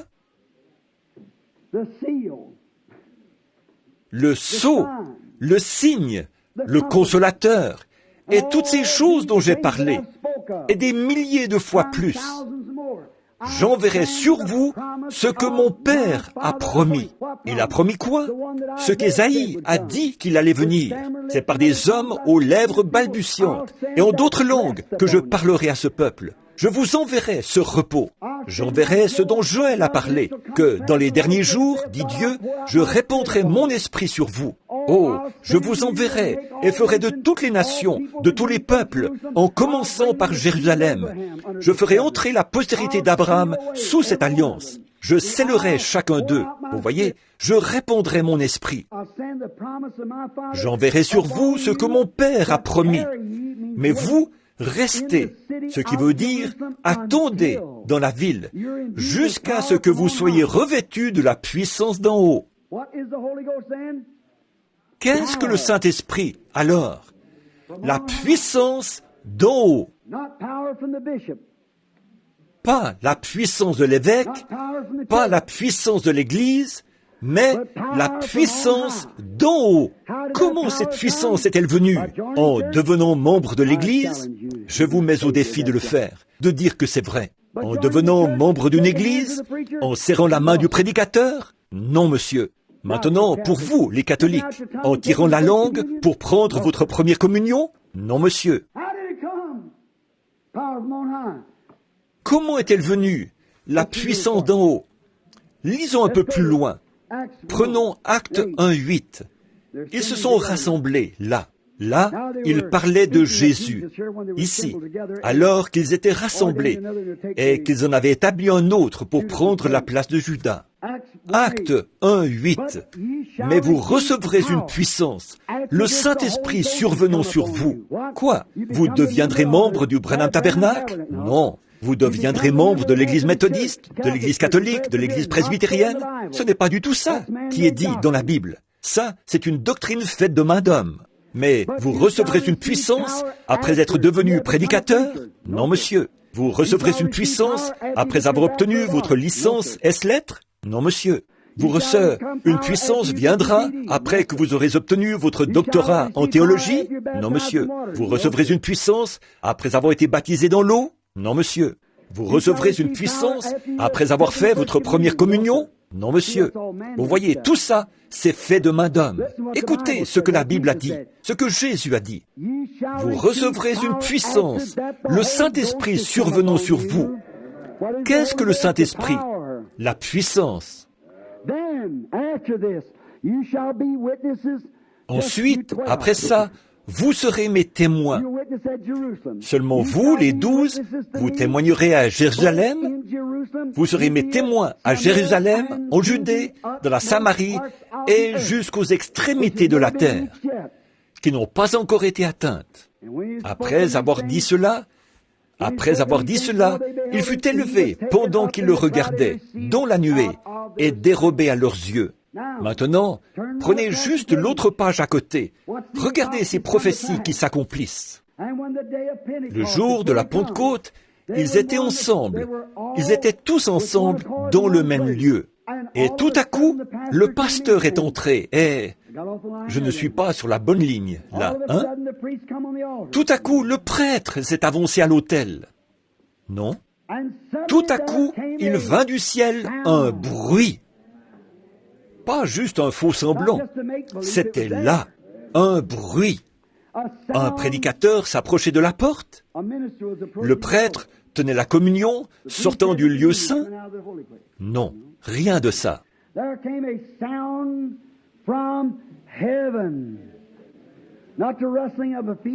Il vint du ciel un bruit, pas un bruit de pas. Il vint du ciel un bruit comme un vent impétueux. Oh là là! Et il remplit toute la maison où ils étaient assis. Qu'est-ce que le Saint-Esprit? Voici où ils reçoivent la puissance. Voici où ils sont censés attendre. Voici ce qui s'est passé quand ils l'ont fait. Tout ça prophétisé dès la Genèse, tout le long, à partir d'Abraham. Il viendrait, et de quelle manière il viendrait, et les résultats qu'il y aurait. Qu'est-ce que c'est? Promis à l'Église, aux croyants, et remplit toute la maison où ils étaient assis. Des langues, semblables à des langues de feu, leur apparurent, séparées les unes des autres, et se posèrent sur chacun d'eux. Et ils furent tous remplis du Saint-Esprit, et se mirent à parler en d'autres langues, selon que l'Esprit leur donnait de s'exprimer. Maintenant, on va voir ça vendredi soir. On va en rester là pour tout de suite, vous voyez. Comment est-ce? C'est une promesse à l'Église. Absolument, une promesse. Très bien. Maintenant, nous allons voir, après qu'ils ont été remplis, ils ont été scellés pour combien de temps? Combien ici ont le Saint-Esprit? Faites voir vos mains. Il y en a plus qui ont le Saint-Esprit qu'il y en a qui ne l'ont pas. Nous voulons que vous soyez l'un d'entre nous, frères, sœurs. Quand vous comprendrez ce que c'est l'Esprit de Dieu demeurant en vous pour faire les œuvres de Dieu. Chaque fois que Dieu envoyait de son esprit dans l'un de ses serviteurs, dans l'un de ses prophètes, dans l'un de ses enseignants, dans l'un de ses apôtres, ils étaient toujours rejetés par le monde. On les considérait comme fous dans tous les âges qu'il y a eu. Même que Paul, quand il s'est tenu devant Agrippa, il a dit, selon la voie qu'ils appellent hérésie. Qu'est-ce que de l'hérésie? De la folie. Selon la voie qu'ils appellent folie. Une bande de cinglés. C'est comme ça que j'adore le Dieu de nos pères. Je suis si heureux de dire, je suis l'un d'entre eux. Oui, monsieur, c'est vrai. Je suis si heureux de dire, je suis l'un d'entre eux. Maintenant, après qu'il est descendu sur eux, le Saint-Esprit les a rendus tellement amoureux les uns des autres qu'ils avaient tout en commun. Pas vrai? Oh là là, là là, quelle communion! On chante quelquefois ce cantique-là. Oh, quelle communion! Oh, quelle joie divine! C'est ça. Ça leur était égal. Ça leur était égal que le soleil brille ou pas. Ils ne demandaient pas à être couchés sur un lit de rose. Bon, je vais recevoir le Saint-Esprit. C'est ce que certaines personnes me disent. Monsieur Branham, si vous me garantissez que je deviendrai millionnaire, si vous me garantissez que je trouverai des puits de pétrole, et si je trouve des mines d'or, et que vous voyez, les gens enseignent ça, et ils enseignent un mensonge. Dieu n'a pas promis ces choses-là. Un homme qui a reçu le Saint-Esprit, qu'il ait à mendier son pain ou pas, ça lui est égal. Ça ne compte pas pour lui. Il est une créature qui est en route pour le ciel. Il n'a aucune attache ici, du tout. C'est vrai. Ça lui est égal. Advienne que pourra. Que les gens critiquent, qu'ils se moquent, que vous perdiez votre prestige. Qu'est-ce que ça peut vous faire? Vous êtes en route pour la gloire. Alléluia. Vos yeux sont fixés sur Christ et vous êtes en route. Ça vous est égal, ce que le monde peut dire. Voilà ce qu'est le Saint-Esprit. C'est une puissance, c'est un sceau, c'est un consolateur, c'est un avocat, c'est un signe. Oh là là, c'est l'assurance que Dieu vous a accepté. J'ai pris combien de temps là? Il ne me reste plus que 8 minutes. Très bien, j'ai beaucoup de passages de l'Écriture ici. Je ne pense pas pouvoir les incorporer, mais on va faire de notre mieux. Maintenant, après qu'un homme a été rempli du Saint-Esprit, est-il possible qu'à cause des persécutions et tout, il se trouve forcé de revenir et... Maintenant, il ne va pas perdre. Il est encore un fils de Dieu. Il le sera toujours, parce que vous êtes scellés pour combien de temps? C'est vrai, c'est ce que la Bible a dit. Maintenant, après que les disciples ont été battus de verge, qu'ils ont été ridiculisés, raillés et tout, ils ont pensé qu'il était temps pour eux de se réunir de nouveau pendant un petit bout de temps. Prenons dans Actes, chapitre 4, pour voir ce qui s'est passé. Maintenant, ça, c'est pour ceux d'entre vous qui l'ont déjà. Actes, chapitre 4. Là, Pierre et Jean avaient été battus de verge, mis en prison pour avoir guéri, pour avoir fait un service de guérison à la porte de l'église. Combien savent ça? Il y avait un homme étendu là, qui avait un genre d'infirmité au pied. Il ne pouvait pas marcher. Il était comme ça depuis 40 ans. Et Pierre est passé par là. Et il a dit, il a tendu sa coupe pour recevoir quelque chose dans sa coupe, pour pouvoir manger. Et Pierre a montré qu'il était un prédicateur rempli du Saint-Esprit. Il n'avait pas d'argent. Il a dit, je n'ai ni argent, ni or. Vous voyez, il ne se souciait pas de ça. Mais il était une créature qui était en route pour le ciel. Oh, comme j'aimerais qu'on ait le temps d'insister là-dessus pendant un instant, là. Vous voyez, il était en route pour le ciel. Il était consolé, il avait l'esprit, il avait la puissance. Il a continué son chemin et il a dit, je n'ai ni argent ni or, mais ce que j'ai, je te le donnerai. Sans doute que l'homme a dû dire, qu'est-ce que vous avez, monsieur? J'ai la foi, j'ai quelque chose dans mon cœur qui a commencé il y a à peu près 10 jours. J'étais là-haut dans la chambre haute et tout à coup, toutes les promesses que Dieu avait faites. J'avais marché avec Jésus-Christ pendant 3 ans et demi. J'ai pêché avec lui, là-bas. Je ramenais du poisson. J'ai fait toutes ces choses. Et je l'avais vu guérir les malades. Il n'arrêtait pas de me dire, le Père est en moi. Mais quand je partirai, il viendra en toi. Alors, je n'arrivais pas à comprendre ça. Mais il a dit, mais je ne m'attends pas à ce que tu le comprennes. On ne comprend pas ces choses-là. On les reçoit, c'est tout. Je ne le comprends pas encore. Et ne me dites pas que vous comprenez, parce que vous ne comprenez pas, voyez? Alors, je ne peux pas le comprendre, je ne peux pas l'expliquer, mais il y a une chose que je sais, c'est que je l'ai. Mais vous dites, ce n'est pas scientifique ça. Oh, mais bien sûr que ça l'est. Regardez ces lumières. Quand Benjamin Franklin a saisi ça, il a dit, je l'ai. Il ne savait pas ce qu'il avait, mais il l'avait. Et je veux que quelqu'un vienne me dire ce soir ce qu'est l'électricité. Ils ne savent toujours pas ce que c'est, mais on l'a. Amen, c'est vrai. Il n'y a pas un homme qui sait ce qu'est l'électricité. Ils peuvent l'exploiter, faire de la lumière avec, la faire brûler, la faire agir. Mais elle est produite par des générateurs, 2 pièces qui tournent ensemble, comme ça. Elle produit ça, et c'est tout ce qu'ils en savent. Elle donne de la lumière, elle contient de la puissance. Et c'est comme l'Esprit de Dieu. Quand vous avez une pièce qui est vous, et que l'autre pièce, c'est Dieu, et que vous les faites tourner ensemble, comme ça va faire quelque chose pour vous. C'est vrai, ça va donner de la lumière, ça va donner de la puissance. Vous ne savez pas ce que c'est, et vous ne saurez jamais ce que c'est. Mais quand vous l'avez, vous le savez. Ça c'est sûr, et c'est pour vous, c'est à vous, c'est l'assurance, c'est vrai. Qu'est-ce que cette lumière-là montre? C'est l'assurance, la lumière est bien là. Maintenant, remarquez ceci, donc vous ne savez pas ce que c'est, mais ces gens-là ont dit, eh bien, ils ont dit qu'ils savaient une chose. Nous savons que ce sont des ignorants, encore des cinglés, vous voyez, comme le jeune Allemand disait qu'il l'était, voyez. Ils ont dit, ils sont ignorants et sans instruction, mais ils ont été avec ce pécheur, ce charpentier là-bas, qu'on appelle Jésus. Ça, je peux vous le dire, parce qu'ils font les mêmes choses que lui. Voilà ce qu'est le Saint-Esprit. C'est Jésus qui vit dans un pécheur ignorant, dans un charpentier, ou quoi encore, dans un prédicateur ignorant, peu importe. C'est un homme qui veut être ignorant pour ce qui est des choses du monde. Et laissez-le, Jésus, entrer en lui, l'Esprit de Dieu, le sceau, le consolateur. Le prestige, ça ne compte pas pour lui. Tout ce qu'il veut, c'est Dieu. Quand Dieu mettait de l'ordre, il a dit, vous les Lévites, je vous ai tous appelés pour que vous soyez des sacrificateurs. Et tous vos frères, les autres, les 12 tribus et les 11 autres tribus, vous payeront la dîme. Quand vous aurez 9 boisseaux de pommes, versez-en un boisseau aux Lévites. Quand vous ferez passer vos brebis dans le couloir ici, prenez la 10e brebis. Peu m'importe qu'elle soit petite ou grosse, qu'elle soit grasse ou maigre, elle appartient aux Lévites. Maintenant, vous les Lévites, quand vous recevrez tout ça, alors vous aussi, vous donnerez la dîme à l'Éternel. Vous ferez l'offrande agitée, les offrandes par élévation, les différentes offrandes.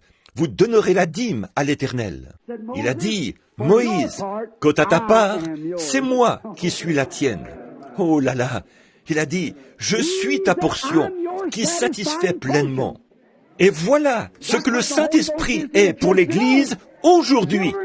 Je n'ai ni argent, ni or, mais j'ai une portion qui satisfait pleinement. Alléluia! De l'instruction, c'est à peine si je peux lire ce livre, mais j'ai une portion qui satisfait pleinement. C'est bien. Un doctorat, je n'en ai pas. pas de doctorat en philosophie ou de doctorat en droit, ni rien d'autre. Mais il y a une chose que j'ai, c'est la portion qui satisfait pleinement. C'est cette part-là que je veux, c'est cette part-là que Dieu veut que vous ayez. Débarrassez-vous de toutes ces autres choses-là, de tout le prestige et tout le reste, et avancez-vous pour recevoir la portion de Dieu qui satisfait pleinement. En effet, ce que vous avez qui appartient à cette terre, vous le laisserez ici quand vous partirez. Mais si vous avez la portion qui satisfait pleinement, elle vous fera monter. C'est sûr et certain. Aujourd'hui, on prend toujours des assurances pour donner à celui qui en terre.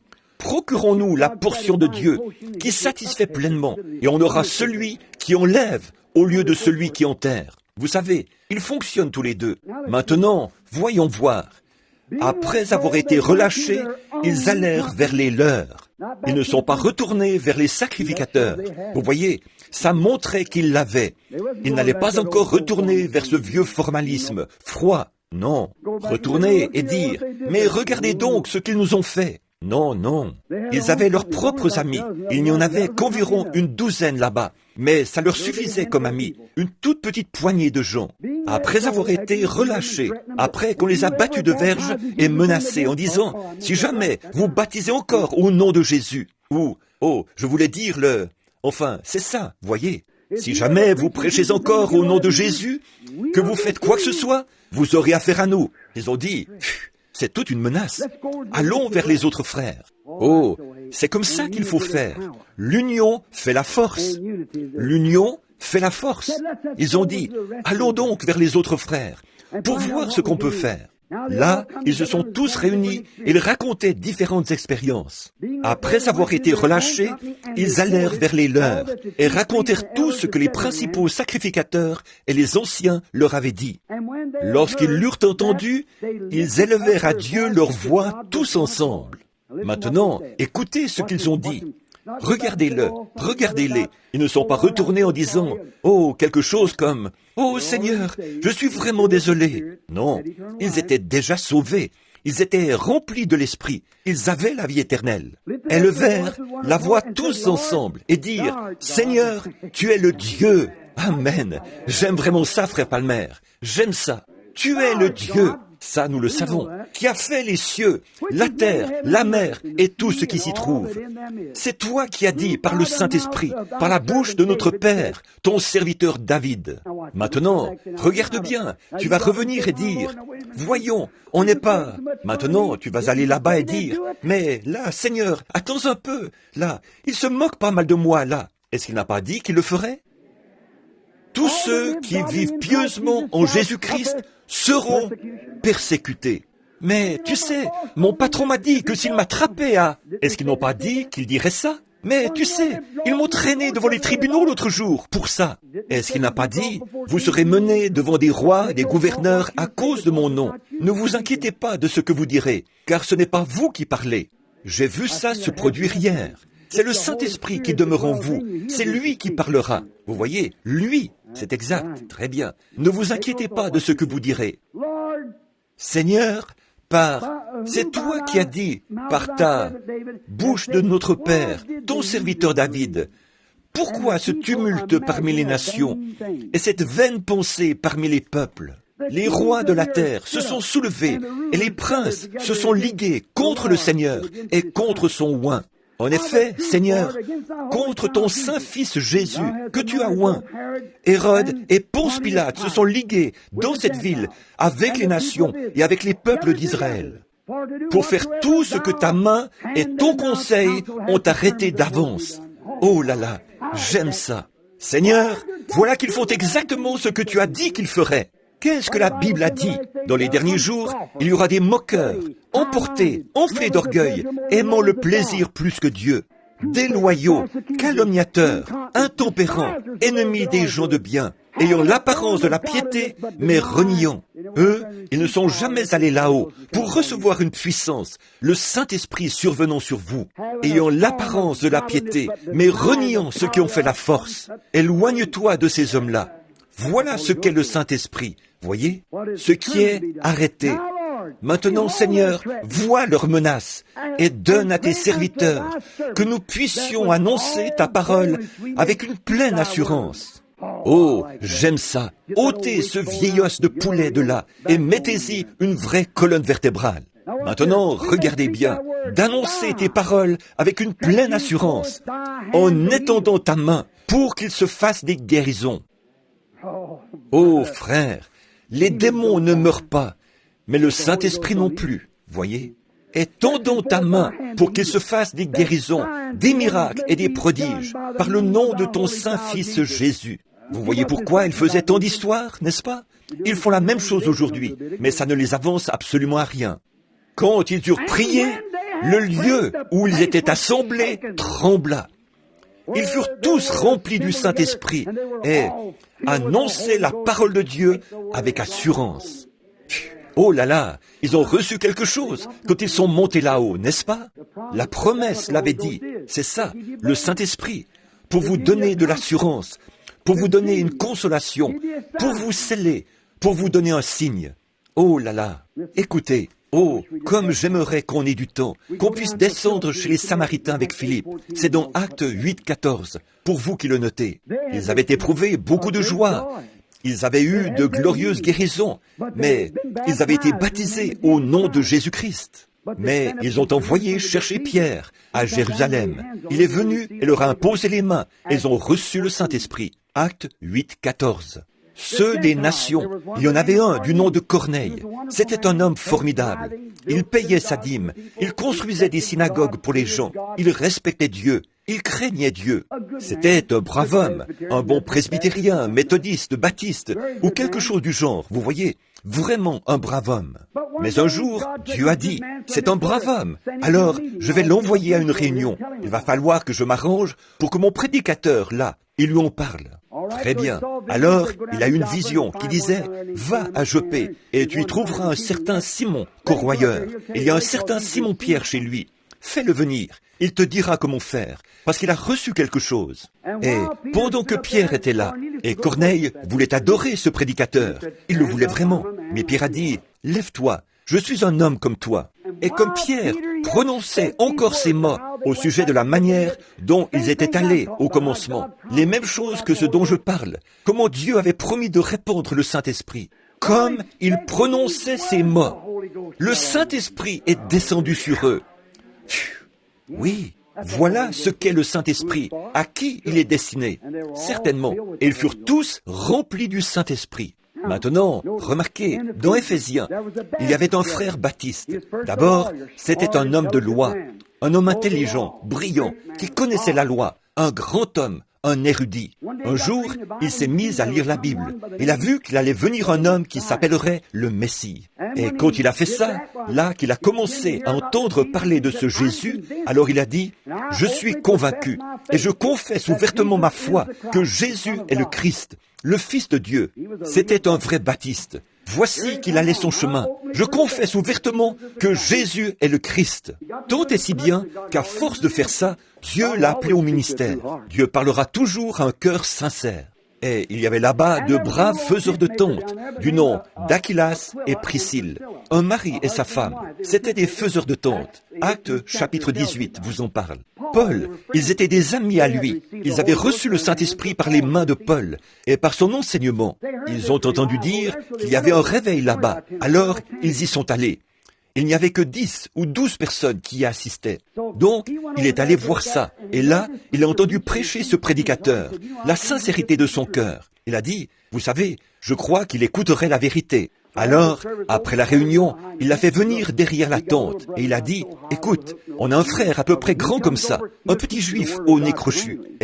Mais quand il viendra, il t'enseignera la parole de Dieu, clairement.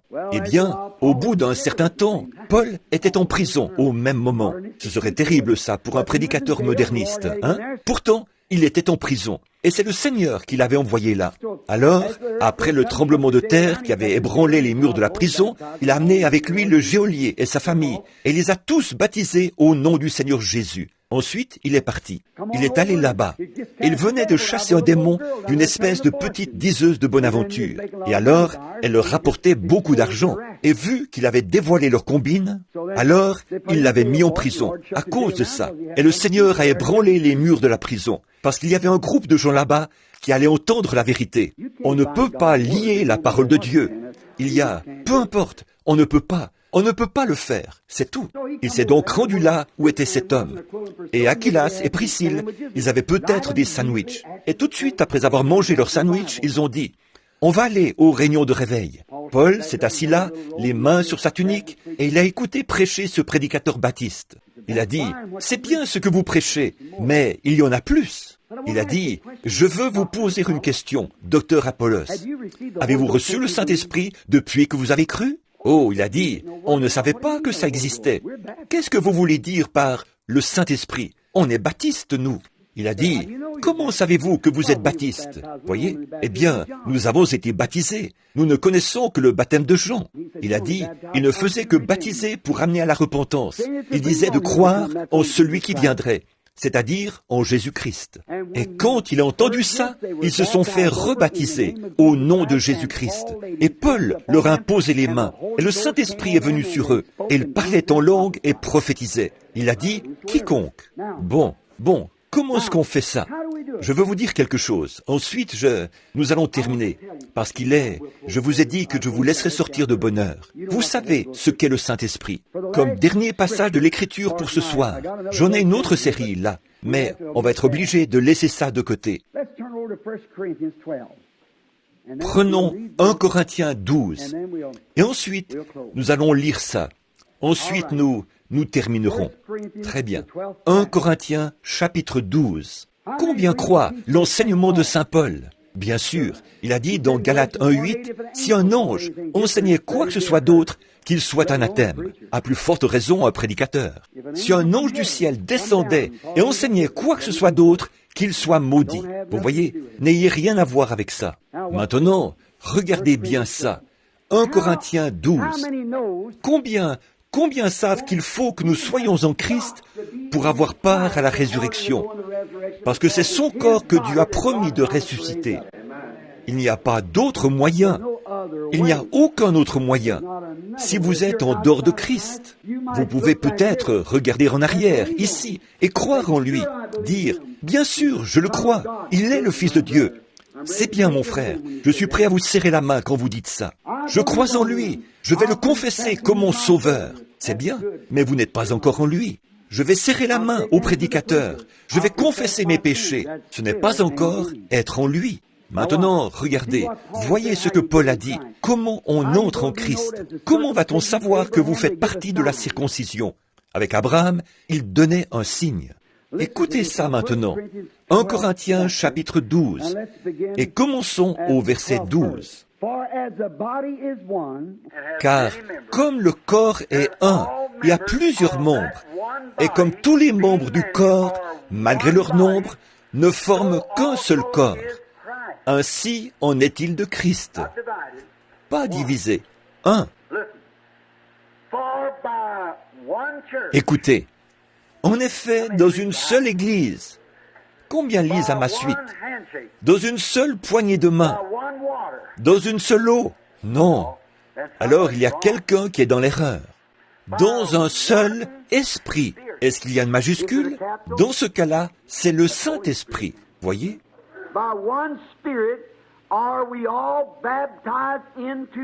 Nous avons tous été baptisés dans un seul esprit pour former un seul corps, soit juif, soit grec, soit esclave, soit libre.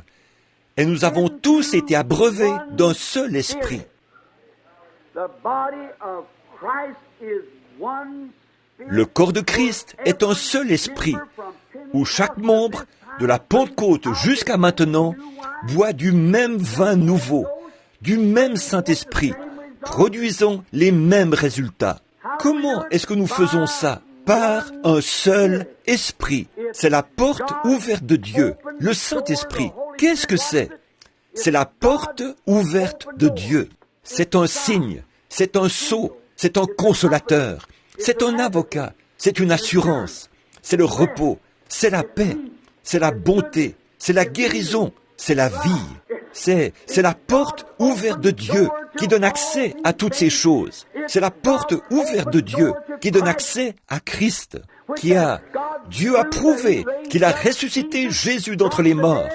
Et ceux qui sont morts en Christ, Dieu les ramènera par lui dans la résurrection.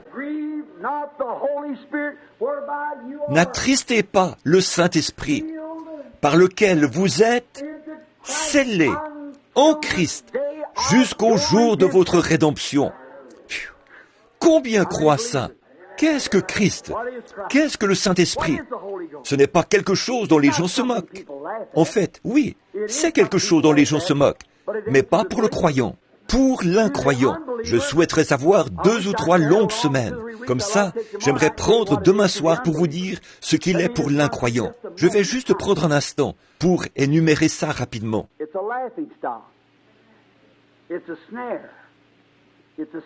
Il est une risée, il est un piège, il est une pierre d'achoppement, il est la mort, il est la séparation éternelle d'avec Dieu. Je ne peux pas penser à tout ce qu'il est pour l'incroyant.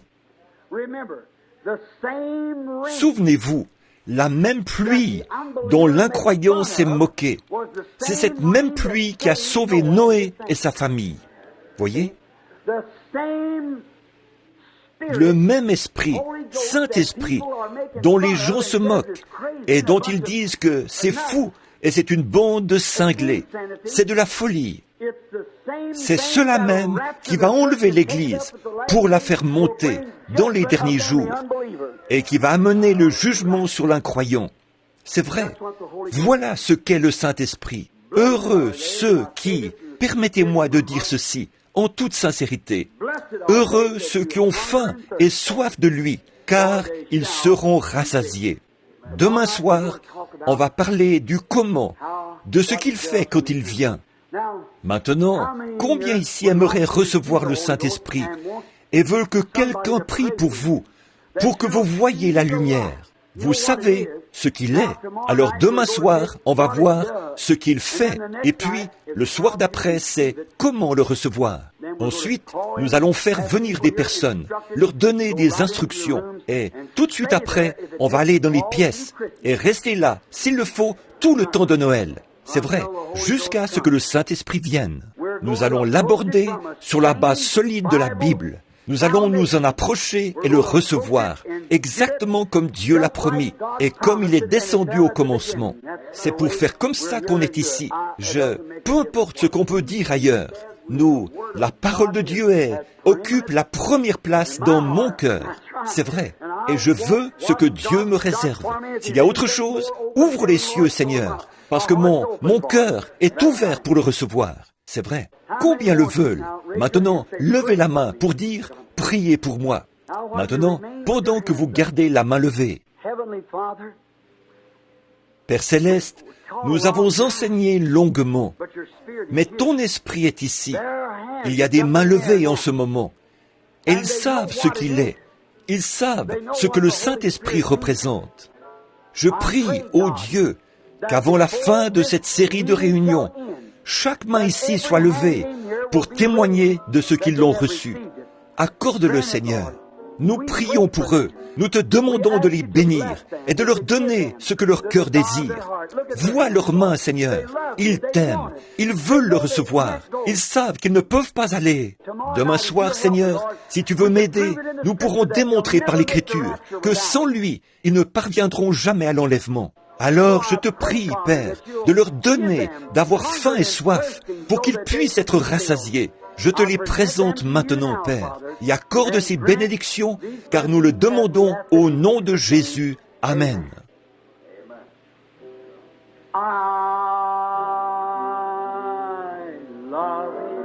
Je l'aime.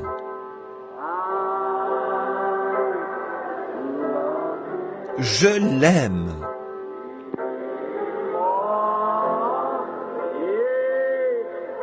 Parce qu'il m'a aimé le premier.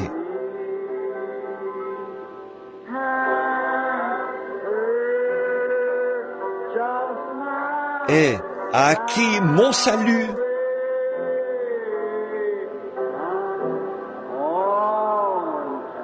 sur le bois du calvaire. Je veux dire ceci, avant que nous continuions à chanter, je veux rencontrer quelques prédicateurs dans la pièce, ici, vendredi soir, avant la réunion. Vous voyez, vendredi soir. Vous voyez ce que j'essaie de faire? De montrer ce qu'il est, comment l'aborder et quoi respecter. Comme ça, vous ne venez pas à l'aveuglette, comme à tâtons. C'est pour cette raison-là que je n'ai pas demandé ça ce soir. Je veux que vous sachiez ce que c'est. C'est une promesse, c'est un sceau, c'est le consolateur, c'est ainsi de suite. Alors, demain soir et le soir d'après, et ensuite, nous allons nous y mettre tout de suite, à partir de là, jusqu'à ce qu'il vienne. Peu importe le temps que ça prendra, on va rester jusqu'à ce que. Purifiez votre cœur. Il ne le répandra jamais dans un cœur impur. Mettez-vous en règle. Soyez prêts et il l'accordera. Je l'aime. Je l'aime. Levons les mains maintenant.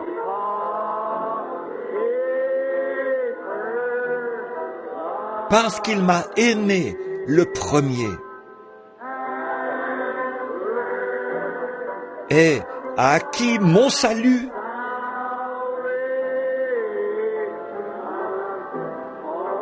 Sur le bois du calvaire. Le pasteur vient de dire, et nous sommes d'accord, que demain soir, nous commencerons à 19h au lieu de 19h30. Et ça me permettra de vous laisser sortir à 20h30 au lieu de 21h30. 19h30 à 19h demain soir, le service de chant commencera. Je commencerai mon message à 19h30. Je l'aime. Prenons nos mouchoirs et agitons-les pour lui. Je l'aime. C'est le moment de se défaire de cette tendance formaliste.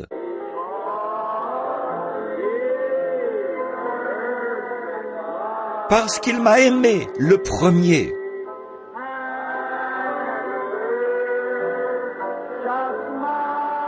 Et a acquis mon salut.